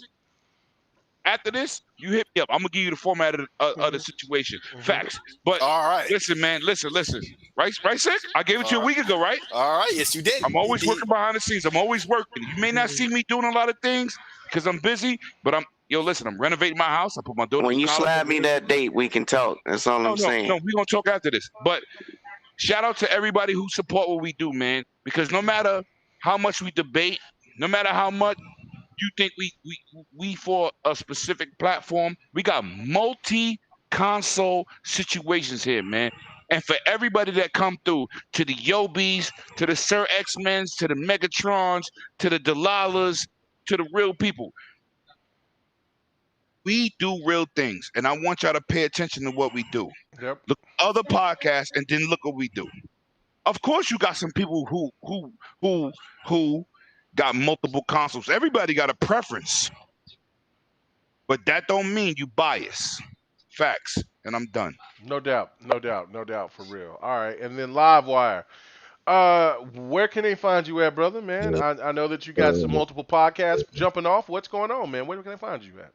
They can find me on Twitter, occasionally talking my talk, and they also can find me out on Xbox Has No Games. Usually Xbox Has All the Games. Shout out to my boy 100. And you can catch me out on my channel, Livewire Gaming, where I occasionally put stuff up there every once in a while. You got a lot of PlayStation content up there, you Xbox lover. Yeah, I know. You're a sucker. You're a sucker. And then just dudes be claiming he biased. Yeah, just because you talk slow and shit, and you try to talk raspy, don't mean that you a You're a gamer. You're a stan. No, I'm playing that. No, I'm playing. But no, shout out to 100, and also for his new podcast, and then also shout out to Don also. You know what I'm saying? Shout out to Don, man. Yeah, he has some kind words to say to you know what I'm saying, about what Yobi did for me, man, which I really appreciate, man. God bless. Yobi, no matter at the end of the day, I love you for that. You take him, my brother, you my brother. Yeah, no doubt. Yobi good people, man, and beyond that, and so is Sir X-Man for what he does for the community. Go and support those guys, man. They're really good people. And also Blue, he's a little old and he talks a little crazy. People find that out when you watch Friday night fights, Sunday Fight Night Sundays or whatever. Fight Night Sundays, get it right. You know what I'm saying? Yeah, I know. You've been drinking. I have been drinking. Sunday night fights. Goddamn, I gotta tell you your own names. Thank you. Whatever. But you check it out. You hear my boy, sound a little bit out of place, but it's okay because Sir X-Man, he gets down. And shout out to our guests. Shout out to our guests from Tick. I was just gonna do this shout out because I got a couple of shout outs to do before we get out of here, and that was gonna be to Tick. To Kal-El, thank you so much, man. I really appreciate you coming. I do have a lot of respect for that brother because he is one of the originators. Before everybody was talking about, there was Supersonic, or I forgot what old dude's name was before. He was talking to Phil and then betrayed Phil, talking bad about him because he wanted to flip flop, being on some sucker shit. But you know what I'm saying. But Kal-El was one of those people that was out there in the gaming streets that was. That was out there, and he's still doing the thing. It's just that, I think a lot of people need to go and check out his channel, check out what he does. You know what I'm saying? Good hard work. Just like with Fame 2K, you know what I'm saying? They do hard work. Go check those people out. We didn't really meet Tick. Honestly, me, you and Meg, me, you and the 100 until E3 2018. Yeah, you know what I'm saying? And, in person, like see what they's about. Facts. Yeah. Facts. So, I mean, and there's a lot of people out there that, you know what I'm saying, like, I understand that the people got, the new hotness and things like that, and that's no disrespect because, you know what I'm saying, I do appreciate what other people are doing out there, growing and getting big, and I support everybody out there. It doesn't matter if you're a PlayStation or Xbox fan, but the fact of it is that, for the people that's been doing it from day one. I look back to the people like Beat Shadows and stuff like that, and Miss K and all those others that's kind of got out of the YouTube thing, or that's just not on the same level of what they used to be. They should still get a lot of respect before what the content and stuff. You go check out their old stuff, you see that they were genuine and they deserve the love and respect from all gamers, not just one particular group. But I also, and then thank you neighborhood Blue Shell, man. Thank you for that support, brother. You know what I'm saying, Sir X, man. You guys are fucking amazing. Thank you so much. And my last thing right here, I gotta say this. I gotta give a big shout out to my main man. You know what I'm saying? My main man. You know what I'm saying? Wazel, right? We grew up together. You know what I'm saying? We ran the streets together. My boy got it caught up and got into some shit. You know what I'm saying? He did about 23 years in the big shit. But he's back. He's out. He's doing real good shit. He's got a new baby girl, and he's out there representing and doing the right thing the right way. You know what I'm saying? So much love to him. But in my community section, I wanted to play his. He's starting some rap album. He's starting a little album, and he's got a couple of rap tracks out. And he's asked me, can I come in and do some rap tracks with him? I don't even know, because I ain't spit no bars in so long. I don't even know if I still got. Listen. You got bars. Stop. You got Stop that, it. you got no, you do. I witnessed it. But you know what? Yeah. You know your boy got you. Your boy Lemon got you. You know what I told you. Oh no, I told you, but I want to, but I even know this. This is coming out of left field. No, we had this. Yo, look, Sick, you're a brand new baby. You like one of them babies in goddamn what's that game from Sony? What's that game called? Ghost of Tsushima? Death Stranding. Oh, Death Stranding. You one of them babies in that piss juice. You one of them babies. Anyway. Whoa, don't get me all disrespectful. I had no idea about none of that. You know I love you, bro. Yeah. I had no idea about none of that. I didn't know you rap. Babysitted my daughter. You good. I'm just saying, he rap. I had no idea. I don't ever talk about that. I used to flow, like I used to battle rap against people all the time. Hey, Mega Karam. I'm saying it in front of everybody. I don't care what nobody say. What I said was, I'm in tune with real rappers, people that everybody know. Plug them into me, and I'll push them in the right direction. I just want people to listen to his tracks and stuff. Like I said, you know what I'm saying. But my boy, he's got out. You got to give a lot of respect and love for the ambition for him to get out there and to do that shit, because there's a lot. Because if people say that they like his shit or they don't like it, you got to respect the fact that he's out there doing it, because there's so many people that's not. And so anyway, in my community section, because I wanted to play a song, but because of the fact that on a low, K Mega's a rapper. Stop that. Stop it. And so my boy Aquarius 405, you know what I'm saying? He's on SoundCloud. He's got some stuff on iTunes and stuff like that. He's out there doing the big thing. He's also got a book out. So go check out my boy in the community center if you like it or you don't. But just hit him up and say, hey man, K Mega told me to come out there and check you out. Show support, show love. Don't be a dick. You know what I'm saying? Because if you know what I'm saying, just sit there and just show support. It's in the community center. It's right there. Check it out. Big shout out to my big homie, because look, there's too many brothers out there that's been out there in the streets, that's did the shit, and they got caught up into some funk, and they come out and they're doing the right thing, and then you got motherfuckers that want to sit there and try to take away from what they doing. And all I'm saying is that give them a listen. That's all I'm saying. It's in the communities. It's in the community pot right there. My boy, he got a Lakers hat on. You know how I hate the Lakers. I don't even want to post that garbage. I didn't want to post that garbage. But you know what I'm saying? He's even from the wrong side of the tracks when it comes to the set game. But regardless of that, that's my family. That's my brother, man. We ran the streets hard body back in the days. Big shout out to Aquarius 405. Congratulations on you making cuts and doing the goddamn thing. So please check them out. Thank you. Everybody get out there, do the damn thing, play some games, have a good time. I'm finna learn how to play some Smash Brothers. 70 watts and 61 likes. I'm loving it right now. My energy's real. Hey, and Sir X Man, last thing of the night, he says, K Mega, we got to play some golf. You damn right we got to play some golf, man, no doubt. So everybody have a good night. God bless y'all. Be safe. We still not away from the dance off pants. We not ready for the pants off dance off. No, we ready for that. No, hell no. Hunt you. I got balls and opportunity. Woo! All right, we out. Peace. Dick, Batman. Hey, thanks for checking out the GRG podcast. All your gaming news and our special topic of the week. Make sure to join us every Friday night, 9:30 Eastern, 8:30 Central, and 6:30 Pacific. This was the GRG podcast.